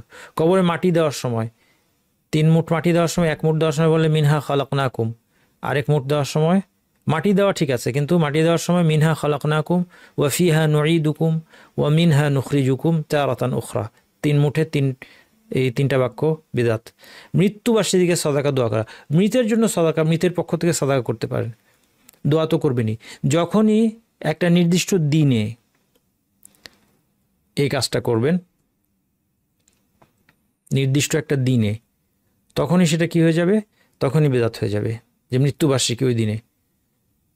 অথবা নির্দিষ্ট দিনে কবর জিয়ারত করতে যায়, শবে বরাত, শবে কদর উপলক্ষে কি করে, কবর জিয়ারত করতে যায়। কবরস্থানে কোরআন তেলাওয়াত, কবরের নিকট দাঁড়িয়ে নির্দিষ্ট, আমরা ছোটবেলায় কবর জিয়ারত বলতে বুঝতাম কবর সামনে গিয়ে দাঁড়াইতাম, তারপর এইভাবে হাত বাঁধতাম, এইভাবে। হ্যাঁ, নামাজে তো এইভাবে হাত বাঁধি, ওইখানে এইভাবে হাত বাঁধতাম, হাত বেঁধে তারপরে সূরা ফাতিহা পড়া, নির্দিষ্ট কিছু সূরা আয়াত করে আবার সওয়াব বকশানো, হাত বেঁধে দাঁড়ানো, বেদাত এগুলি। নির্দিষ্ট দিনে কবর জিয়ারত, কবরের পাশে জবেও করা, ইবাদত ও মুআমালাতের বেদাত, মুখে নিয়ত উচ্চারণ, তাই না? ফরজ নামাজের নিয়ত, বিতের নামাজের নিয়ত, নফল নামাজের, ঈদের নামাজ, জুমার নামাজের নিয়ত, জানাজার নামাজের নিয়ত, এই বই পড়লে শিখতে পারবেন। আছে না বইয়ের অ্যাডভার্টাইজ শোনা যায়, কোন নামাজের কী নিয়ত, এই বই পড়লে আপনি শিখতে পারবেন। সব বেদাত এগুলো। মুখে নিয়ত অন্তরের বিষয়, আল্লাহ ভালো জানেন অন্তর মধ্যে কী আছে। আপনি নামাজের মধ্যে দাঁড়িয়ে আমি নিয়ত করেছি নামাইতে নুসাল্লিল্লাহি তাআলা 4 রাকাত, 4 রাকাত নামাজ পড়ব, জোহরের 4 রাকাত নামাজ এই ইমামের পিছনে, তাহলে আরও বলেন ইমামের নাম, ইমামের পিতার নাম বলেন, কত তারিখ বলেন, দিনক্ষণ, সব কিছুগুলো বাদ থাকবে কেন? এগুলো যখন বলেছেন কোত্থেকে বললেন? এগুলো তো কোরআন হাদিসে নাই। তাহলে বাকি তথ্য দিতে হবে আল্লাহকে, সব তথ্য দেন, আপনার বাসার ঠিকানা দেন, আপনার বাসার গুগল ম্যাপ লোকেশনটাও বলেন। মুখে নিয়ত উচ্চারণ, এটা খুব বড় সমস্যা। হ্যাঁ, রোজা নিয়ে টেনশন পড়ে মানুষ, চাই রোজা কি বলতে হবে, রোজার রমজান মাস আস্তে আস্তে রোজা রাখবেন, আপনার নিয়ত আগে থেকে আসে, নিয়ত নিয়ে টেনশন পড়ে যায়, ওয়াসওয়াসের মধ্যে পড়ে যায়, নিয়ত ছিল কি ছিল না। হ্যাঁ, মুখে নিয়ত উচ্চারণ। এখন অবশ্য অনেকে বলে, মসজিদে অনেকে আমরা দেখেছি জানাজা সালাত হবে, জানাজা সালাতের নিয়ত না করলেও হয়, বলে এখন বললো মুখে না করলেও হয়, কিন্তু এটা বলে না যে মুখে করলে বিদাত হবে, গুনাহ হবে, মুখে করবেন না এটা বলে না, বলে যে মুখে না করলেও হয়, আপনি তো এসেছেন এখানে জানাজা পড়বেন বলি। অজুর এক এক অঙ্গ ধোয়ার সময় এক এক দোয়া, এই বিদাত চালু আছে। জায়নামাজের দোয়া আমাদের চালু আছে না, ইন্নী ওয়াজ্জাহতু ওয়াজহিয়া লিল্লাযী ফাতারাস সামাওয়াতি, এটা জায়নামাজে দাঁড়ায় পড়তে হয় আল্লাহু আকবার বলার আগে, এটা বিদাত। যেটাকে আমরা সানা বলি, হ্যাঁ, এটাকে আরবি দুআউল ইস্তিফতাহ বলে। দুআউল ইস্তিফতাহ কয়েকটা আছে, তার মধ্যে একটা আছে ওয়াজ্জাহতু ওয়াজহিয়া লিল্লাযী, এটা আল্লাহু আকবার বলার পরে, ওয়াজ্জাহতু ওয়াজহিয়া লিল্লাযী খালাকাস সামাওয়াতি ওয়াল আরদা হানিফান ওয়া মা আনা মিনাল মুশরিকিন ইন্না সালাতি ওয়া নুসুকি ওয়া মাহইয়ায়া ওয়া মামাতি লিল্লাহি রাব্বিল আলামিন লা শারীকা লাহু ওয়া বিযালিকা উমিরতু ওয়া আনা মিনাল মুসলিমিন আল্লাহুম্মা আনতাল মালিক লা ইলাহা ইল্লা আনতা রাব্বি ওয়া আনা আবদুকা যালামতু নাফসি ওয়া আতারাফতু বিযামবি ইলা আখিরিহি, লম্বা দোয়া, এটা পড়তে পারেন আল্লাহু আকবার বলার পর। কিন্তু জানামাজের দোয়া বলে কিছু নাই। সালাতের পর মাথায় হাত দিয়ে জিকির পড়তে থাকে এইভাবে। হ্যাঁ, সালাতের পর সামনে মোনাজাত বলছি, নির্দিষ্ট দোয়া দিয়ে মোনাজাত শেষ করা। ওয়াজাল আখির কালিমাতিনা লা ইলাহা ইল্লাল্লাহু ওয়াজাল আখির কালিমাতিনা ইনদাল মাউতি লা ইলাহা ইল্লাল্লাহু মুহাম্মাদুর রাসূলুল্লাহ, একটা নির্দিষ্ট বাক্য দিয়ে সবসময় দেখবেন দোয়া শেষ করে, তাহলে এটা বেদাত হয়ে যাবে। শবে বরাত, শবে কদরের সালাতে কোন রাকাতে কোন সূরা পড়বে নির্দিষ্ট করা এবং এর বানোয়াট ফজিলত আমাদেরকে শেখানো হয়েছিল ছোটবেলায়। লাইলাতুল কদরে প্রত্যেক রাকাতে ইন্না আনজালনাহু ফি লাইলাতুল কদর এই সূরা সাথে সূরা ইখলাস 3 বার প্রত্যেক রাকাতে, না এরকম ছিল মনে হয়। এটার আবার কি ফজিলত আছে, এগুলি বিদআত। আপনি অবশ্যই সালাত রাখবেন লাইলাতুল কদরে। হ্যাঁ, শবে বরাত, যেটা আমাদের শবে বরাত তো নামটা এটা একটু কোথাও কোরআন হাদিসের মধ্যে কোথাও শবে বরাত বলে কিছু নাই। হ্যাঁ, লাইলাতুল বারাআ বলেও কিছু নাই। লাইলাতুল নিসফ মিন শাবান আছে, শাবানের 15 রজনী। শাবানের 15 তারিখের রাতের সম্পর্কে আমাদের আকীদা কি হবে? এই রাতের ফজিলত বর্ণনা করে বেশ কিছু হাদিস, সবগুলি দুর্বল, সবগুলি হাদিস দুর্বল। কোনো কোনো হাদিস কেউ কেউ বলছেন হাসান পর্যায়ের এই রাতের ফজিলত বর্ণনা করে, কিন্তু এই রাতে কোনো ইবাদত সাব্যস্ত হয় নাই। তাহলে যদি তর্কের খাতিরে ধরেও নেওয়া হয় যে এই রাতে কোনো ফজিলত আছে, যদি ধরেও নেই তর্কের খাতিরে, এই রাতের কোনো ইবাদত সাব্যস্ত হয় নাই। লাইলাতুল কদরের ফজিলত সাব্যস্ত, কোনো সন্দেহ নাই, কিন্তু লাইলাতুল কদরে এরকম নির্দিষ্ট ফরম্যাটে সালাত আদায় করা বিদআত। সালাম ফেরানোর পর ডানে বামে মুসাফা করা অনেকে করে, এটা বিদআত, নিয়মিত করে, মনে করে এটা একটা করণীয়। জুমাতুল বিদা, জুমাতুল দেখেন নামের মধ্যেই, বাংলাদেশে তো ওই যে ওয়াওকে ওয়াও বলতে পারে না, কি বলে বা বলে, এই জন্য একদম নামটা সঠিক হয়ে গেছে, তাই না? নামটা ছিল, তারা দিতে চাইছিল জুমাতুল ওয়াদা, বিদায়ী জুমা, কিন্তু ওয়াও বলতে পারে না তো বলছে জুমাতুল বিদা। ঠিকই হয়েছে নামটা, বেদাতি জুমা, বেদাতি জুমাই। কারণ এই শেষ জুমার মধ্যে আলাদা বেশি দেখবেন লোক বেশি হয়। এটা যে বেদাত বুঝবেন কিভাবে? এখানে লোক বেশি হয় কেন? তার মানে লোক বুঝতে পারছে কি যে এখানে বিশেষ ফজিলত আছে। কোনো বিশেষ ফজিলত নাই, সব জুমা একই ব্যাপার। রমাদানের শেষ জুমা কোনো আলাদা কিছু নাই। জানাজার পর পুনরায় দোয়া করে, দাফন করার পর আবার সম্মিলিত দোয়া না করলে তো হয় না। দাফন করার পরে দোয়া না করলে মনে হয় যেন নাজাত পেলবে না, কবর নাজাত পাবে না। হ্যাঁ, যারা দোয়া করায় যদি আপনি এর বিরোধিতা করেন তাহলে তারা খুব রাগ করবে, কারণ এটা তাদের ইনকাম। কবরস্থানে একদল লোকের ইনকাম কি, যে কবর দাফন কবর দোয়া করে টাকা নিবে। এটা একটা মজার জিনিস। টাকা বন্ধ করে দিলে কিন্তু আপনার অনেক বেদাত বন্ধ হয়ে যাবে। বেদাতগুলি চালু রাখছে যারা, তারা কী জন্য চালু রাখছে? অনেকে এটা টাকার কারণে চালু রাখছে। এটা একটা বড় একটা আয়ের উৎস। তারাবি 4 রাকাত পরপর নির্দিষ্ট দোয়া করে না, 4 রাকাত 20 রাকাত তারাবি পড়েন, ঠিক আছে, অসুবিধা নেই। 4 রাকাত পরপর আবার 20 রাকাতের বিশেষ ফজিলত মনে করা যাবে না, কারণ 20 রাকাত এটার কোনো বিশেষ ফজিলত নবী সাল্লাল্লাহু আলাইহি ওয়াসাল্লাম সাব্যস্ত হয় নাই। আচ্ছা, এবার 4 রাকাত পরপর কি করে? 4 রাকাত পরপর নির্দিষ্ট একটা দোয়া পড়ে, বিদআত। বেশি সওয়াব মনে করে পাগড়ি পরে সালাত আদায় করে, শুধু নামাজের সময় পাগড়ি পরে, মনে করে যে পাগড়ি পরে নামাজ, পাগড়ি ছাড়া নামাজের পক্ষে অনেক গুণ বেশি সওয়াব ইত্যাদি। অনেকে পাগড়ি রাখা থাকে ওই জায়গায়, অনেক সময় ইমামের ওখানে পাগড়ি রাখা থাকে। মুসল্লিরা অনেকে আছে, দেখেন পাগড়ি বলে পোশাকের সুন্নত, পাগড়ি কোনো পোশাকের সুন্নত না। পাগড়ি হলো সেই সময় আরবদের প্রথা ছিল, কোনো একটা এলাকায় যদি পাগড়ি অপরিচিত হয় সেখানে পাগড়ি পরা হারাম। কোনো একটা এলাকায় পাগড়ি অপরিচিত জিনিস, অদ্ভুত। হ্যাঁ, যেমন আপনি অদ্ভুত একটা পোশাক পরে বের হওয়া নিষেধ, লিবাসুস শুহরা বলে, এটা হাদিসের মধ্যে নিষেধ আসছে। লিবাসুস শুহরা এমন কোনো পোশাক পরতে পারবে না যেটা আপনার কালচারের মধ্যে অদ্ভুত পোশাক। যদি পাগড়ি কোনো কালচারে অদ্ভুত পোশাক হয়ে যায়, সেটা লিবাসুস শুহরা হয়ে যাবে, আপনি সেখানে পাগড়ি পরবেন না। পাগড়ির সাথে নামাজ, আচ্ছা পাগড়ি যদি পরানো, পাগড়ির সাথে নামাজের কোনো সম্পর্কই নাই। আরবদের প্রথা ছিল, এই জন্য রাসূল প্রথাগতভাবে রাসূল সাল্লাল্লাহু আলাইহি ওয়াসাল্লাম যে কাজগুলো করেছেন ওগুলো সুন্নত না, এটা ওই সময় পোশাকের একটা ফ্যাশন ছিল, সেই ফ্যাশনের পোশাক উনি পরেছেন। প্রত্যেক যুগে আপনি আপনার এলাকার যেই প্রথা, সেই প্রথা অনুযায়ী আপনি পোশাক পরবেন। তাওয়াফের এক এক চক্করে এক এক দোয়া, এটা হজের সময় এই বেদাত দেখা যায়। একসাথে 3 তালাক দিয়ে দেওয়া, এটা বেদাত, যদিও তালাক হয়ে যাবে। বিদাতের বিপদগুলো দেখেন। বিদাতি বলতে চায় যে নবী সাল্লাল্লাহু আলাইহি ওয়াসাল্লাম বার্তা ঠিকমতো পৌঁছায় নাই, নবী সাল্লাল্লাহু আলাইহি ওয়াসাল্লাম এটা তো শিখাইতে ভুলে গেছে, অবহেলা করছেন। নাউজুবিল্লাহ, কত কঠিন ভয়ঙ্কর জিনিস। খেয়াল করেন, যে বেদাত করে সে, অথবা বেদাতে প্রসার করে, বেদাত বানায়, সে বলতে চাচ্ছে রাসূল সাল্লাল্লাহু আলাইহি ওয়াসাল্লাম এটা বলতে অবহেলা করেছেন। বিদাতি বলতে চায় শরীয়তের মধ্যে ঘাটতি আছে, শরীয়ত যথেষ্ট না, আমার এর বাইরে কিছু করা লাগবে, তাই না? বিদাতি নিজের আকল বুদ্ধিকে কোরআন সুন্নাহর চেয়ে উঁচু স্তরে মনে করে। বিদাতি নিজেকে আল্লাহর সমকক্ষ বিরোধী হিসেবে দাঁড় করায়। এটা কীভাবে দাঁড় করা, আমরা প্র্যাকটিক্যাল এক্সাম্পল একটা বই থেকে আপনাদেরকে দেখাবো, কি লিখেছে সেই বইতে। এবং লেখা আছে, বইয়ের লেখক সো কল্ড কোনো মৌলানা, আবার সেটা কোরআন সুন্নাহর আলোকে লেখা আছে, দেখাবো আপনাদেরকে। আমি কেন কথাটা আলেমরা বলেছেন যে বিদাতি, কারণ আল্লাহর কাজ, শরীয়ত দেওয়া আল্লাহর কাজ, এটা মানুষের কাজ না। যে নিজে থেকে বানোয়াট শরীয়ত দিচ্ছে যে এই জিকির এতবার পড়লে এই ফজিলত, সে নিজেকে আল্লাহর সমকক্ষ হিসেবে দাঁড় করেছে এবং আল্লাহর বিরোধী, কারণ সে শরীয়ত বিরোধী কথা বলছে। বিদাতি কোরআন সুন্নাহর পরিবর্তে কোনো ব্যক্তি শয়তান বা নিজের প্রবৃত্তির পূজারী। আমরা গতদিন বলেছিলাম যে 4টা জিনিসের একটার অনুসরণ করতেই হবে, হয় নবী মুহাম্মদ সাল্লাল্লাহু আলাইহি ওয়াসাল্লামের অনুসরণ হবে বা কোরআন সুন্নাহ বা শরীয়ত যাই বলেন। এটা যদি না হয় তাহলে 3টার একটা, তাহলে নাইলে কার অনুসারী, আপনি নিজের প্রবৃত্তি অথবা শয়তানের অনুসারী অথবা অন্য আরেকজন ব্যক্তির অনুসারী। বেদাত তওবার পথে বাধা, এটা খুব বড় বিপদ। যেটা আমরা শুরুতে উদাহরণ দিলাম, একজন হারাম কাজ করে, মদ খায় মনে করেন, জুলুম নির্যাতনই করে মনে করেন, কারো জমি দখল করেছে, তারপরেও সে জানে এটা খারাপ, এটা হারাম, এটা তো সে ভালো কাজ ইবাদত মনে করে না, কিন্তু বিদাত মানুষ করে এটা ভালো কাজ মনে করে। সে তো তওবার প্রয়োজনই বুঝছে না, তওবা করবে কি, সে তো বুঝতেই পারছে না যে তার তওবা করার দরকার আছে, এই জন্য বিদাত তওবার পথে বাধা হয়ে দাঁড়ায়।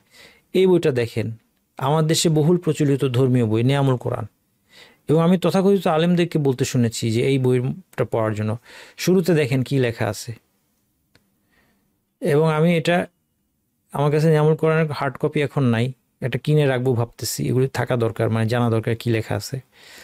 তো ওই যে একটা জনপ্রিয় ওয়েবসাইট বই অর্ডার করার, অনলাইন শপ, একটু পড়ে দেখুন, এখানে দেখা যায়, আমি ওদের নামটা মেনশন করতে চাই নাই, কিন্তু এখানে এই যে ওয়াটারমার্ক দেওয়া আছে তো দেখতে পাচ্ছেন হয়তো আপনারা। যাই হোক, পবিত্র কোরআন, হাদিস ও নির্ভরযোগ্য গ্রন্থাদি থেকে দৈনন্দিন জীবনের সকল বিষয়ে আমলের নিয়ম, প্রয়োজনীয় তাবিজাত, তাবিজ দিবে আপনাকে, বুঝতে পারছেন? রাসূল কি বলেছেন? ইন্না রুকা ওয়া তামাইম ওয়া তিওয়ালাতা শিরক, ঝাড়ফুঁক, তাবিজ সব ধরনের, এবং তিওয়ালা এক ধরনের জাদু, এগুলো শিরক। আমলিয়াত, পরশমণি দোয়া, এই যে বিদাত শুরু হয়েছে দেখেন, দোয়ায় আহাদনামা, এই সব একদম পার বেদাত, মানে একদম ভিত্তি, মানে জাল হাদিসও না এটার ব্যাপারে, এগুলি ব্যাপারে আপনি জাল হাদিসও খুঁজে পাবেন না। দোয়ায় হাবিবি, দোয়ায় কাদা, দোয়ায় গঞ্জেল আরশ, হিজবুল বাহার, সপ্ত হাইকেল, মোনাজাতে মকবুল। আচ্ছা, আরও চলেন দেখেন, পীরে কামেল, দেখছেন লিখছে যে তিনি কি পীরে কামেল, মানে বুঝতে পারছেন, কামেল একদম মাসুম, ইয়ের ঊর্ধ্বে, ভুল ত্রুটির ঊর্ধ্বে। তাহলে পীরে কামেল, আপনার দলিল কি, আপনি এটা কেন তার কাছ থেকে নেবেন? কারণ সে পীরে কামেল। আল্লাহ আমাদেরকে হেফাজত করুন। এরপর দেখেন, আমি একটু ভিতরে যতটুকু ফ্রি পড়া যায় ওখানে কি লেখা আছে দেখেন, তাসমিয়া বা বিসমিল্লার বৈশিষ্ট্য, বিসমিল্লাহ রহমান রহিম। আল্লাহ তাআলা পবিত্র কোরআনে বলেছেন বিসমিল্লাহ শরীফের মধ্যে 19টি হরফ, এটা নাকি আল্লাহ তাআলা পবিত্র কোরআনে নাকি বলেছেন যে বিসমিল্লাহর মধ্যে 19টি হরফ, আল্লাহ সম্পর্কে মিথ্যাচার। এই 19টি হরফের বিশেষত্ব এই যে দিবারাত্রিতে মোট 24 ঘন্টা 5 ঘন্টা 5 ওয়াক্ত নামাজের জন্য নির্দিষ্ট, বাকি 19 ঘন্টা মানুষের কাজকর্ম, চলাফেরা, পানাহার, নিদ্রায় কাটায়। আল্লাহ তাআলা ওই সময়ের মধ্যে ইবাদতের জন্য বিসমিল্লাহকে নির্দিষ্ট করেছেন, তার বরকতে মানুষ বালা মুসিবত থেকে বেঁচে থাকে। সুতরাং প্রত্যেক ঘন্টায় 19 বার করে বিসমিল্লাহ পাঠ করা উচিত। দেখছেন আপনি চিন্তা করে দেখেন, এই নিয়ামুল কোরআন ঘরে ঘরে মানুষ পড়ে। আগে হলো ওই যে বিয়ে হলেই কারো গিফট পাইতো, নিয়ামুল কোরআন একটা পাইতো, আর মুকসুদুল মুমিন একটা গিফট পাইতো, তারপরে ওয়াজিফা আছে অনেক ধরনের, এগুলো কিন্তু বাংলাদেশের মানুষের কালচার, পার্ট অফ কালচার। নামাজ পড়ে না কিন্তু নিয়ামুল কোরআন পড়ে। এইবার দেখেন, আপনি আর বেশি দূর সহ্য করতে পারবেন না। হ্যাঁ, এটা দেখেন কি বলছে। আচ্ছা, হযরত নবী করিম সাল্লাল্লাহু আলাইহি ওয়াসাল্লাম বলেন যে কোনো বৈধ কাজ শুরু করার পূর্বে বিসমিল্লাহ না পড়লে সেই কাজে বরকত হয় না। আচ্ছা ঠিক আছে, মানলাম। দ্বিতীয়টা দেখেন, আল্লাহ তাআলা কোনো এক নবীকে জানিয়েছেন, দেখেন কোনো একটা রেফারেন্স নাই কিন্তু, দেখছেন কোনো কোরআন হাদিস, কিন্তু কোরআন হাদিসের আলোকে এটা কিন্তু এটা লিখছে, বই তাহকিক করেছে। আল্লাহ তাআলা কোনো এক নবীকে জানিয়েছেন। কীভাবে জানলি তুই যে কোনো এক নবীকে জানিয়েছেন? কোনো ব্যক্তি জীবনে 4000 বিসমিল্লাহ শরীফ আবার লাগিয়েছে, দেখেন বিসমিল্লাহ শরীফ পাঠ করেছে বলে তার আমল নামা সাক্ষ্য দিলে শেষ বিচারের দিন আরশের নিকট তার পতাকা স্থাপন হবে। আউযুবিল্লাহ মিনাশ শাইতানির রাজিম। বুঝতে পারছেন? নামাজ কিচ্ছু লাগবে না, 4000 বার বিসমিল্লাহ শরীফ জীবনে পাঠ করে, 4000 বিসমিল্লাহ শরীফ পাঠ করে। হযরত ওমরের জন্য মানুষের প্রিয় বই এগুলো, দেখবেন যে কমেন্টে লেখা খুব ভালো বই।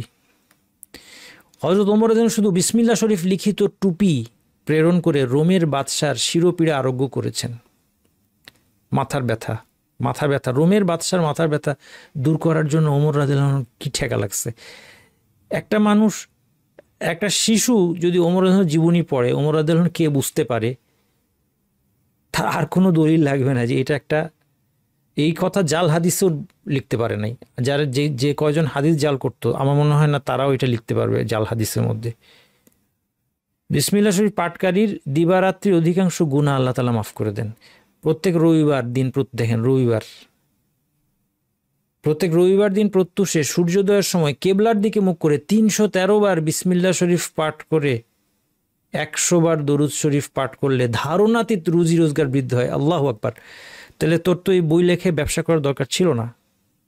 ধারণাতীত রুজি রোজগার যদি এভাবে বৃদ্ধি হতো তাহলে তুই এই শিরকি বেদাতি বই লিখলি কেন ব্যবসা করার জন্য?